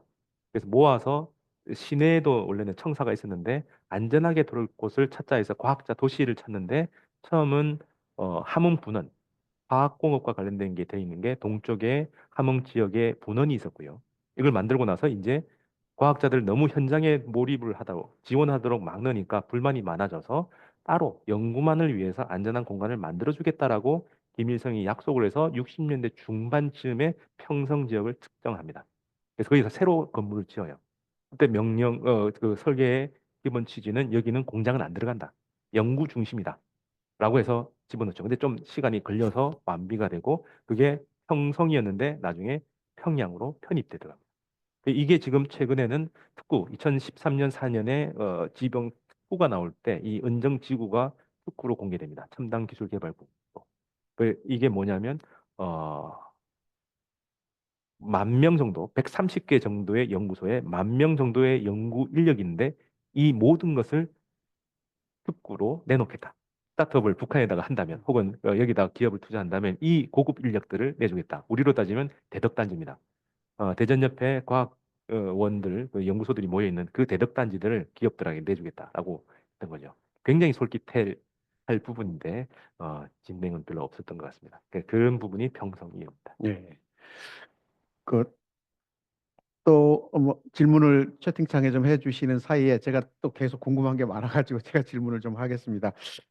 이제 그 대외적인 교류가 별로 없고 그러니까 자체적으로 개발을 이게 생존을 하려면 아무래도 이제 기술 혁신이 필수라서 기술 혁신에 대한 강조를 하고 있다고 보는데 제가 좀 장기적으로 이렇게 본다면 이렇게 내부 인원들을 가지고 그 외부와 교류 없이 자체 기술 혁신만을 가지고 과연 이 어느 정도 경제나 산업이 발전할 것인가, 그러니까 그 수준이 어느 정도나 될 것인가가 계속 궁금하거든요. 그래서 아무래도 이제 이 지식을 발전시키려면은 뭐 자체 북한 내에서뿐만 아니라 해외와 교류를 통해서 기술 혁신 또 발전을 해야 되는 게 필수 과정이 아닐까 싶은데 발전된 정보나 기술들을 쉽게 습득할 수도 있고 더 빨리 발전할 수도 있을 것 같은데 혹시 북한이 이제 내부에서 이제 기술 혁신을 하는 것과 동시에 대외적으로 이렇게 교류를 좀 추진하면서 기술의 그 발전된 부분들을 받아들이는 이런 부분들은 혹시 어느 정도 되는지 궁금합니다. 전혀 네. 없는 건지 아니면 북한이 그 자립 혹은 노선을 하고 고립되어 나가죠. 그게 이제 본인들의 선택으로 이제 지금은 되어 있지만 실제로는 생션 때문에 교류가 막혀 있는 상황입니다. 북한도 교류를 많이 하려고 했는데 교류를 하기 위해서 정치적 그 충돌이나 자기들의 지향을 꺾을 수는 없기 때문에 부침이 있었던 것은 당연한 거고요. 그리고 방금 말씀하셨던 부분에서 교류가 있으면 좋은 거와 교류가 필수냐라고 했을 때 필수는 아닙니다. 다르게 이걸 쉽게 얘기를 하면 혁신하면 조금 더 어려운 얘기가 되지만 고등학교 입시 공부를 생각하면 학원 다니는 게 필수냐? 자습해서는 대학을 갈 수 없느냐? 가능하죠. 책만 있으면 어쨌든 공부만 하면 됩니다. 하지만 학원을 다니면 좋은 거는 좀 더 빨리 정확하게 효율적으로 할 수 있다는 장점이 있죠. 그래서 대외 교류를 많이 하게 되면 안정감이 있죠. 그래도 못해도 어느 정도는 되는데 대외 교류가 막혔다고 해서 혁신을 못한다고 할 수는 없습니다. 어려울 뿐입니다. 우연찮게 제가 봤을 땐 우연찮게 재주 좋게 북한은 한 순간순간 혁신을 만들어내는 사람들이 있었던 것 같습니다.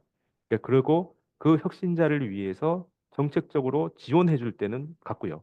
지원 안 해주면 당연히 무너집니다. 그거는 소련에서 러시아로 바뀔 때 체제 전환할 때 거기에서 많이 경험한 게 자유로운 분위기만 항상 혁신을 만들지는 않고 어느 정도 조건도 만들어주고 뭐 돈이다라는 얘기도 합니다. 풍부하게 자기들이 연구를 하도록만 해주면 연구 자유 어느 정도가 자유일까라는 게 물음표죠. 그래서 첫 번째, 북한은 고립되려고 하는 얘기는 항상 안 합니다. 항상 대외 교류를 하고 싶다. 하지만 제한돼 있다면은 뭐 우리 숙이지 않으면서 할 수 있는 정도를 찾는다라는 거고 협력이 무조건 필수냐? 그건 아니라는 거죠. 그래서 지금 거슬러 올라가면 최근에도 코로나 직전에도 김정은 명의로 나와서 과학자들은 해외 전시회 그리고 학회 같은 데 많이 참가하도록 하라라고 나와서 그런 시스템을 완비하고 그 대표가 김일성 정학대 물리학부다라고 하면서 신문에 많이 나왔습니다. 근데 잘 안 되고 있죠. 근데 이 흐름이 어디서부터 나왔냐면 저는 이제 과거로 거슬러 올라가면 1980년대 초중반으로 넘어갑니다. 그때 김정은이 공식적으로 1980년에 후계자로 내정되면서 새롭게 바뀌려고 하죠. 아까 인민경제, 주체와 현대화, 과학화도 얘기하고 지금 12개의 고지 얘기하는 것처럼 사회주의 10대 전망 목표를 얘기하고요. 대영화 정밀화로 표현되는 제2 공작기계 새끼치기 운동도 전개합니다. 그리고 지금 나오는 CNC의 원형인 공작기계 로봇화 분원이 그때 이미 만들어지려고 준비하고 88년, 89년 되면 만들어집니다. 그래서 김정일은 과학기술을 통해서 돌파한다. 근데 보니 학계가 좀 미비합니다. 그때 명령 내린 게 국제적 수준에 맞춰라 학회를. 그리고 저널 없는데 아카데믹 저널이 다 분야별로 만들어져야 된다. 그리고 학자들은 외국에 나와서 발표도 하고 초청도 해라. 그래서 80년대 후반 되면 외국에서 평양으로 가서 국제 학술 대회도 많이 합니다. 지금 출간되고 있는 한 30여 정 되는 분야별 아카데믹 저널들이 그때 만들어진 것들도 꽤나 많습니다. 그래서 80년대 흐름과 지금 흐름이 많이 연결됩니다. 북한도 대외 개방을 하고 국제적 표준을 맞추려고 공장들을 만들어 나갔을 때 학문적으로도 당연히 올라가야 된다 생각하면서 만들고 있죠.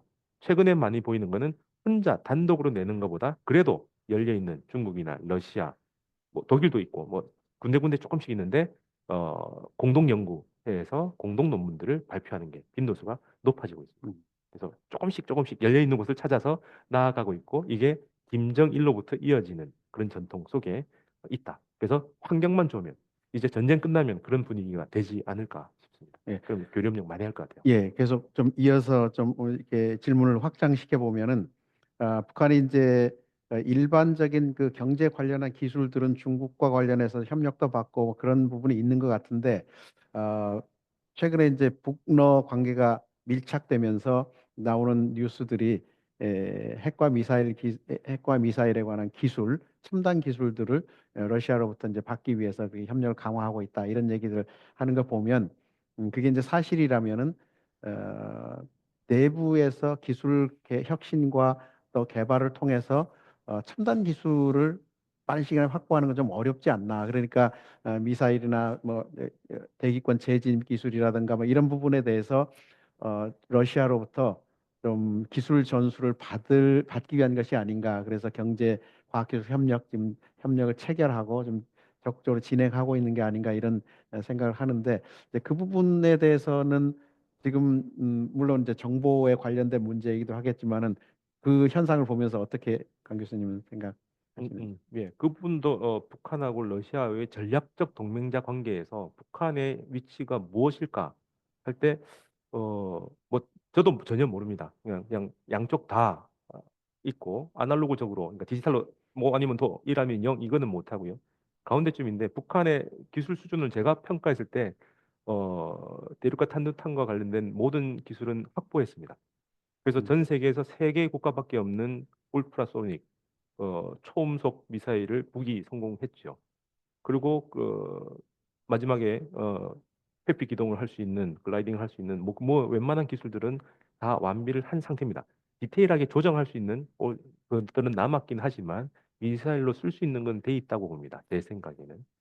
그래서 그런 식으로 보면 북한이 지금 미사일 기술들 혹은 무기 기술들을 이전받기 위해서 그 전략적 동맹자 관계를 했을까? 물음표가 남습니다. 그래서 서로 동등한 관계이기 때문에 조그만 부분에서의 부족한 부분은 채우지만 레벨이 비슷하니까 서로 동맹자 관계라고 하지 않았을까? 그렇다면 북한이 부족하다고 제가 보는 부족하다고 하는 부분은 위성 통신 기술입니다. 그래서 위성 통신과 관련된 게 바로 변화가 일어나더라고요. 뭐냐면 북한의 중앙 방송이 위성 방송으로 위성을 통해서 중계가 되고 있었는데 그 직전에는 중국 위성을 썼습니다. 근데 전략적 동맹자 관계를 6월달 체결하고 나서 그 다음 달부터 바로 러시아 위성을 쓰더라고요. 그리고 북한이 국내에 한정되어서 자기들 영해 내에서만 미사일 발사를 고각 발사를 해서 할 수밖에 없었던 이유 중에 하나는 중계를 못합니다. 그래서 배를 중간에 띄우거나 뭐 드론 같은 걸 띄워서 중계에서 미사일을 컨트롤했는데 만약에 저 멀리 몇천 킬로 날아간다면 러시아의 글로나스를 쓰지 않을까? 그러니까 그런 식에는 서로 경유가 되겠죠. 그거 한다고 못하는 건 아니지만 채워줄 수 있어. 이 정도 돼야 동등하지. 이거 없으면 나는 못해라고 하면은 동등성이 깨지지 않을까 싶습니다. 그래서 동쪽과 서쪽을 나누어서 이 전체 자기들의 진영을 지키는 역할 분담 그리고 기술 수준도 비슷해 나가니 서로 쉐어하는 정도. 근데 일방적인 흐름이 생긴다면 그건 동맹자 관계라고 하기 힘들지 않을까라는 겁니다. 그래서 최첨단은 당연히 서로 공유 안 할 거라고 저는 봅니다. 어느 나라든 아무리 동맹이라 하더라도 음, 최첨단, 즉 ICBM과 관련된 이런 기술들은 거의 쉐어를 안 할 것 같고요. 그냥 자잘한 북한도 이제 정살 위성까지는 있으니까 위성 시스템을 같이 한번 써보자. 이 정도는 가능할 것 같긴 합니다. 저는 그 기술에서 쉐어할 거라고 하는 거에 저는 상당히 부정적입니다. 예, 음, 감사합니다. 지금 또 하나 교토통신의 이노우에 기자님이 질문하신 것 같은데요. 예, 핵과 미사일 개발에 집중함으로써 국방비 군사비를 줄이고 민생 경제에 더 많은 자원을 투입할 수 있다는 주장에 대한 질문인데요. 그렇게 되고 있다고 볼 수 있는 증거나 자료가 있는지요? 음, 그랬는데요. 음. 예, 뭐 아까 설명을 조금 예, 해주신 것 예. 같긴 한데 다시 한번 좀 질문이 들어왔습니다. 어, 핵과 미사일 기술에 돈이 많이 드는 건 맞습니다. 근데 얼마나 드는지는 아무도 모르죠. 근데 유일하게 지금 그 핵 개발 프로그램에 대한 정보, 회계 정보가 나와 있는 건 맨하탄 프로젝트입니다. 맨하탄 프로젝트가 미국에서 처음으로 핵 무기를 개발할 때 세워졌던 거고요. 그럼 거기에서 들어갔던 돈의 80% 이상, 90%가량은 시설비로 들어갑니다. 핵물질 추출을 위한 공장 설비에 들어가고요. 그 우리는 그 과학자들이 굉장히 노력을 해서 이론을 만들어내고 그걸 찾아냈다고 생각하는데 그 돈은 5%인가 7%이 정도밖에 안 됩니다. 달리 말하면 개발하는 동안에는 과학자들의 역할은 뛰어나지만 중요하지만 거기에 들어가는 돈의 양은 그렇게 많지는 않다는 거고요. 또 다르게 말하면 시설이 어느 정도 완비가 되면 이걸 유지 보수할 때는 그렇게 많은 돈이 들지 않는다라는 겁니다. 하지만 핵무력은 저는 그 무한대라는 표현을 쓰는데 핵무력은 터트리면 그 혼자서 북한이 가진 무기만 하더라도 저는 200개가 훨씬 넘어간다고 봅니다. 2017년 버전에 100개는 훌쩍 넘었고요. 플루토늄만 해도 100개 전망이 되고 우라늄은 100개를 넘어서 200개를 넘어가고 있었습니다. 그런 상황에서 북한이 가지고 있는 그 핵무기를 다 터뜨리면 지구를 쪼갤 수가 있습니다. 즉 무한대 국방력을 가졌기 때문에 핵무력을 가지고 있다라고 하면은 우선 국방력은 충분합니다. 그럼 거기서 남는 여력들은 너무나 많이 생길 수가 있고 핵무력을 유지하는 비용은 개발 비용과 비교하면은 굉장히 적다는 겁니다. 그래서 여기서 비교를 하면 핵무력을 완성하면 비용은 많이 준다. 그리고 안심할 수 있다라는 게 됩니다.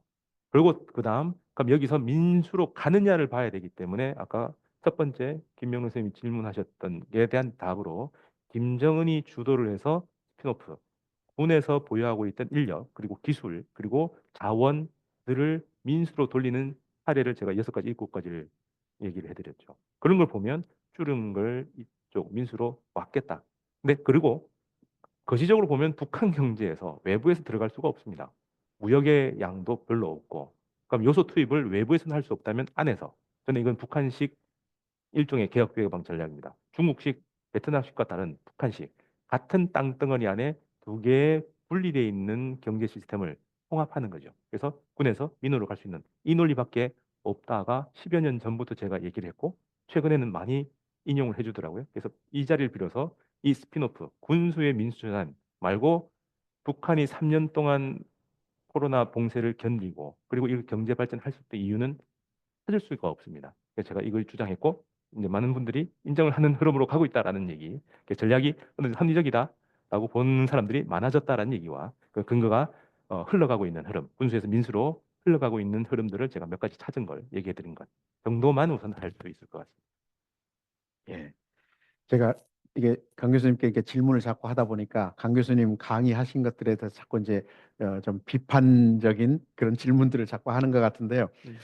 제가 아까 방금 전에 이 질문 전에 대답해 주신 것 중에 북한 과학자들과 학자들이 이제 해외에 나와서 다른 많은 것들을 이제 교류하면서 배워가는 어떤 그런 정책들을 북한 내에서도 이제 시행을 하고 있고 저도 과학자들은 아니지만 주로 이제 경제학 쪽 관련되신 분들이 이제 발전된 여러 방법들이나 이제 지식을 학습해서 북한 안으로 들어가서 이제 활용하는 이런 목적으로 해외에 나와서 같이 교류를 한 경험을 제가 떠올리면 그분들이 굉장히 어려워했던 걸 많이 느끼거든요.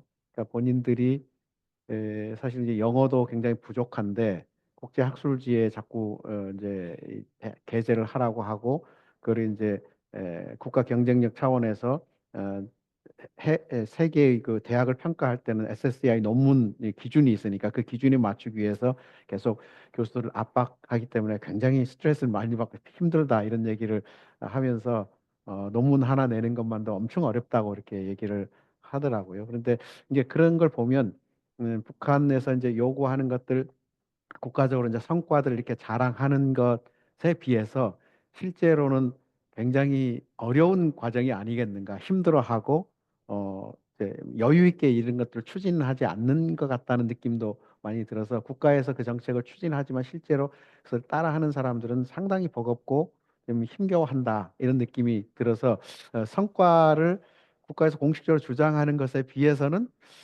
좀 과장된 거 아닌가 이런 생각이 좀 드는데 어떻게 아니 뭐 보십니까? 충분히 저는 가능하다고 봅니다. 네. 뭐 저도 외국에서 이제 있으면서 영어로 논문 쓰고 하는 거 생각하면 스트레스 많이 받죠. 그나마 또 요새 AI가 워낙 발달돼서 영어 부담은 훨씬 더 많이 드는데 북한에서도 압박이 많이 들어갈 겁니다. 탈북하시는 분들 중에 최근에 교육 개발, 교육 변화 중에서 교사들의 변화를 얘기합니다. 결국 교실의 변화는 교사를 뛰어넘을 수 없다는 말이 있거든요. 아무리 시스템 만들고 많이 해도 교사들이 안 바뀌면 안 돼서 교사들한테 교환을 새롭게 만들려고 많이 하고 디지털 교재를 만들려고 하니까 탈북하시는 분들 중에 교사가 많아지지 않을까 하니까 아니나 다를까 등장합니다. 내가 나이가 50인데 나 자꾸 나한테 컴퓨터를 요구해. 많죠. 과학자들도 그런 사람이 많을 겁니다. 하지만 그런 교류 협력을 많이 해야 되고 이제 자기들 방식이 아닌 외부에서 소통되는 논문 쓰기 방식. 최근에 경제 관련된 논문이나 이런 걸 보면 패턴이 많이 바뀌었어요. 그래서 글 쓰는 방법도 바뀌고 논증하는 방법도 바뀌고 옛날 같으면 20년 전만 하더라도 주석 없이 쓰다가 요즘 주석도 많이 달고요. 그래서 기승전결도 좀 맞추고 그런 거 보면은 국제 표준으로 학문도 그렇게 해라라고 강제하고 언어 교육도 워낙 뭐 2개 이상을 이제 하라고 할 정도니까요. 그런 분위기로 가고 있지 않을까요? 그러면 당연히 개혁에서는 저항이 따르죠. 원래 하던 흐름대로 가고 싶어. 하지만 가라고 하면 언젠가는 가지 않을까요? 힘들지만. 음. 그는 뭐 당연히 과정도 좀 있지만 그걸 이제 가다듬어 나가고 얼마나 지속적으로 하느냐가 승패에 달려 있을 거라고 봅니다. 예. 하다가 중단될 수도 있고요. 예. 음, 아까 김학군의 모델에서 보여줬을 때에 실제로 이제 그 기술 개발을 통해서 상품 생산까지 되고 이렇게 전시했던 것들을 좀 봤는데 어, 실제로 이렇게 기술 개발을 통해서 상품화를 하기까지는 상당히 시간이 걸릴 것 같은데 기술의 혁신 자꾸 강조하면서 그것이 바로 이렇게 곧바로 무슨 상품을 전시할 정도로까지 이렇게 이어질까 이런 퀘스천도 좀 있고요. 음, 그래서 어, 기술 개발을 홍보하고 또 이렇게 선전하는 것에 비해서 실제로 그것이 이제 인민 생활에 직접적으로 영향을 미치는 상품화까지는 시간이 많이 걸리지 않을까 그런 생각이 좀 들고요. 실제로 제가 그래서 저도 북한 학자들을 만나서 과거에 한 7, 8년 된 것 같은데요. 제가 그때 이제 CNC 그 얘기도 좀 했고 그 기술 개발에 대해서 제가 질문하면서 사실 그 기술 개발을 쭉 이렇게 설명을 하더라고요. 그래서 과연 그게 그냥 연구로만 끝나느냐, 아니면 이게 인민 생활에 직접적으로 영향을 주는 어떤 상품화까지 이렇게 잘 이어지느냐라고 했더니 그분들이 솔직히 그렇게 얘기하더라고요. 상품화까지는 좀 시간이 많이 걸립니다. 좀 그냥 기술 개발 정도로 지금 우리가 집중하고 있다. 이렇게 표현한 적도 제가 직접 들은 적이 예, 있거든요. 예. 근데 그런 거 보면은 북한이 이제 요 기술 개발 이런 부분들은 지금 노력은 많이 하고 있다는 건 충분히 이해 가는데 이것이 이제 이 산업으로 적용이 돼서 얼마나 큰 지금 생산의 변화라든가 이런 것들을 가져오고 있는지에 대해서 여전히 좀 저는 퀘스천을 가지고 좀 보고 있는데 어떻게 강 교수님께서는 어, 그런 아까 그 김화군 같은 경우에 기술 개발을 통해서 물론 그 아주 그 로우 레벨의 그 테크놀로지 같긴 한데 그런 것들이 이렇게 바로 이렇게 생산에 적용되는 부분들에 대해서는 어떻게 혹시 보고 예. 계신지 궁금합니다. 그 부분은 이제 조금 구분해서 봐야 될 게, 기술 개발과 혁신과 상품화. 음, 요게 산업에서도 많이 다릅니다. 이거는 이제 사회주의, 자본주의 상관없이, 즉, 남한이나 북한이나 동일하게 기술 주도 스타트업 혹은 기술 주도 중소기업, 이 흐름에서 나오는 모든 흐름입니다. 기술이 있다고 상품이 되지 않고, 상품을 만들었다고 팔리지 않고, 살려도 돈이 남지 않고 이런 것들이 다 다른 단계죠. 이게 다 허들이 계속 있을 텐데. 하지만 그렇게 해서 점진적으로 해 나가면서 여러 가지 문제들을 동시에 해결해 나가는 게 사업이잖아요. 그래서 지금 남한 정부에서도 하고 전 세계적으로 성공한 스타트업 육성 방안 중에 하나가 엑셀러레이트라는 게 있습니다. 기술 가진 사람이 당연히 잘 하는 게 아니라 성공을 해본 사람들이 있어야 되니까 재무, 그다음에 사업화, 시장 분석하는 전문가들이 붙어서 기술자들이 상품화 혹은 사업화를 해 나가도록 돕는 프로그램을 만드는 거죠. 그래서 기술 가진 사람한테 투자하는 게 아니라 그 사람을 육성해 줄 수 있는 사람한테 주고 쓰리쿠션을 가도록 이렇게 만들어 놓은 게 이스라엘에서 개발돼서 실리콘밸리 이렇게 해서 한국까지 와서 정착이 되어 있습니다. 그렇게 보면 방금 말한 건 너무나 당연한 흐름입니다. 기술은 당연히 상품화가지 않고 상품화해서 성공하는 돈벌이 수단으로 한마디로 되지는 않습니다. 하지만 그 흐름은 무조건 가야죠. 다른 길로는 없습니다.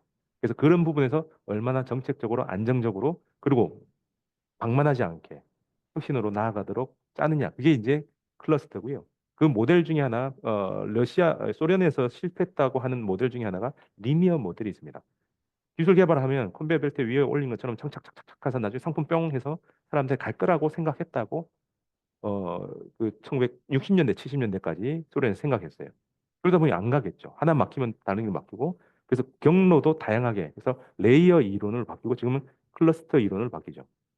다양하게 네트워크가 벌집망처럼 연결돼 있어서 그것들이 시너지를 일으키도록 동시에 가야 되는데 리니어 하나로만 갖다 놓으면 안 되고 레이어도 두 개만 있으면 안 되고 복합적으로 한다. 그래서 아까 제가 삼각형 구조로 만들어 놓고 직선으로 만들지 않았던 이유입니다. 그래서 북한에서도 지금 그런 레이어가 아닌 네트워크 형태로 만들어서 지역 중심으로 가겠다 해서 지역 포스트를 찾아서 놓고 있는 중이죠.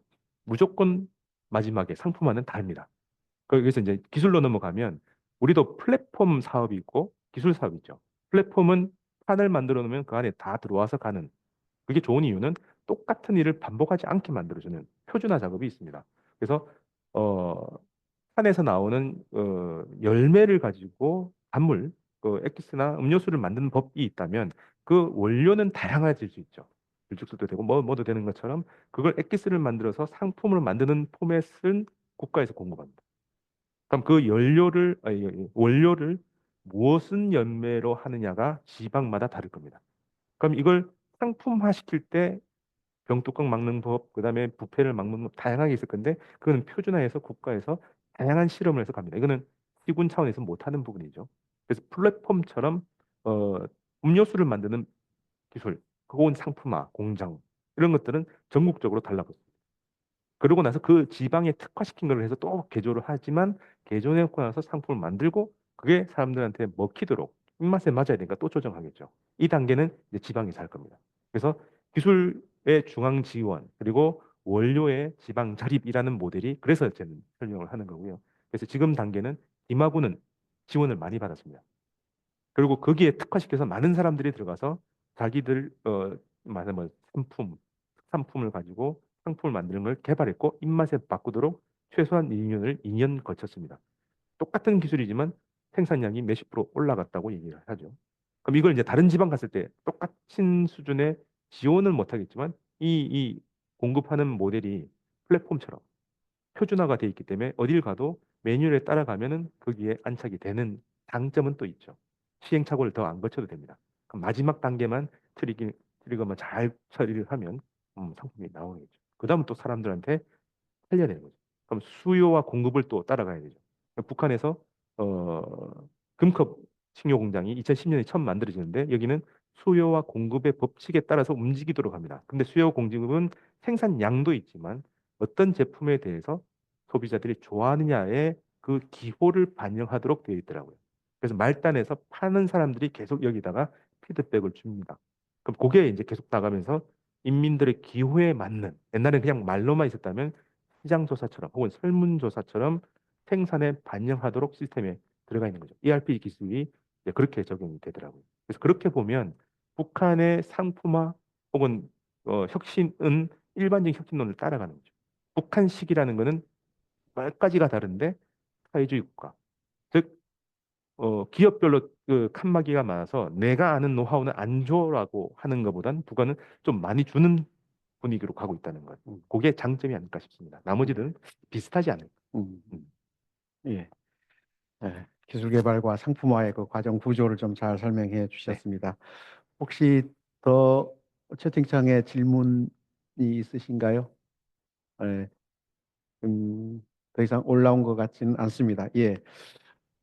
그러면 뭐좀 한두 가지 더 질문할 게 있긴 하지만 시간이 네. 많이 돼서 마무리를 해야 될 것 같습니다. 오늘 음, 이 기술 혁신, 그러니까 북한의 기술 혁신이 그러니까 지방 단위에까지 지금 확산돼서 20승 10 정책을 통해서 지금 북한이 올해에 20개 군을 새롭게 전변시키겠다라고 해서 야심차게 지금 시작을 했는데 금년 안에 이제 20개 군이 새로 전혀 다른 모습으로 지금 바뀔지 한번 12월 살까지 한번 봐야 될 것 같습니다. 그리고 또 이게 10년 동안 앞으로 그렇게 계속 진행이 될 텐데 정말 이게 가능할까라는 생각을 해보면서 기술 혁신을 통해서 이런 일들이 지금 착착 진행되고 있다. 또 이렇게 가능할 것이다. 이렇게 오늘 잘 얘기를 들었습니다.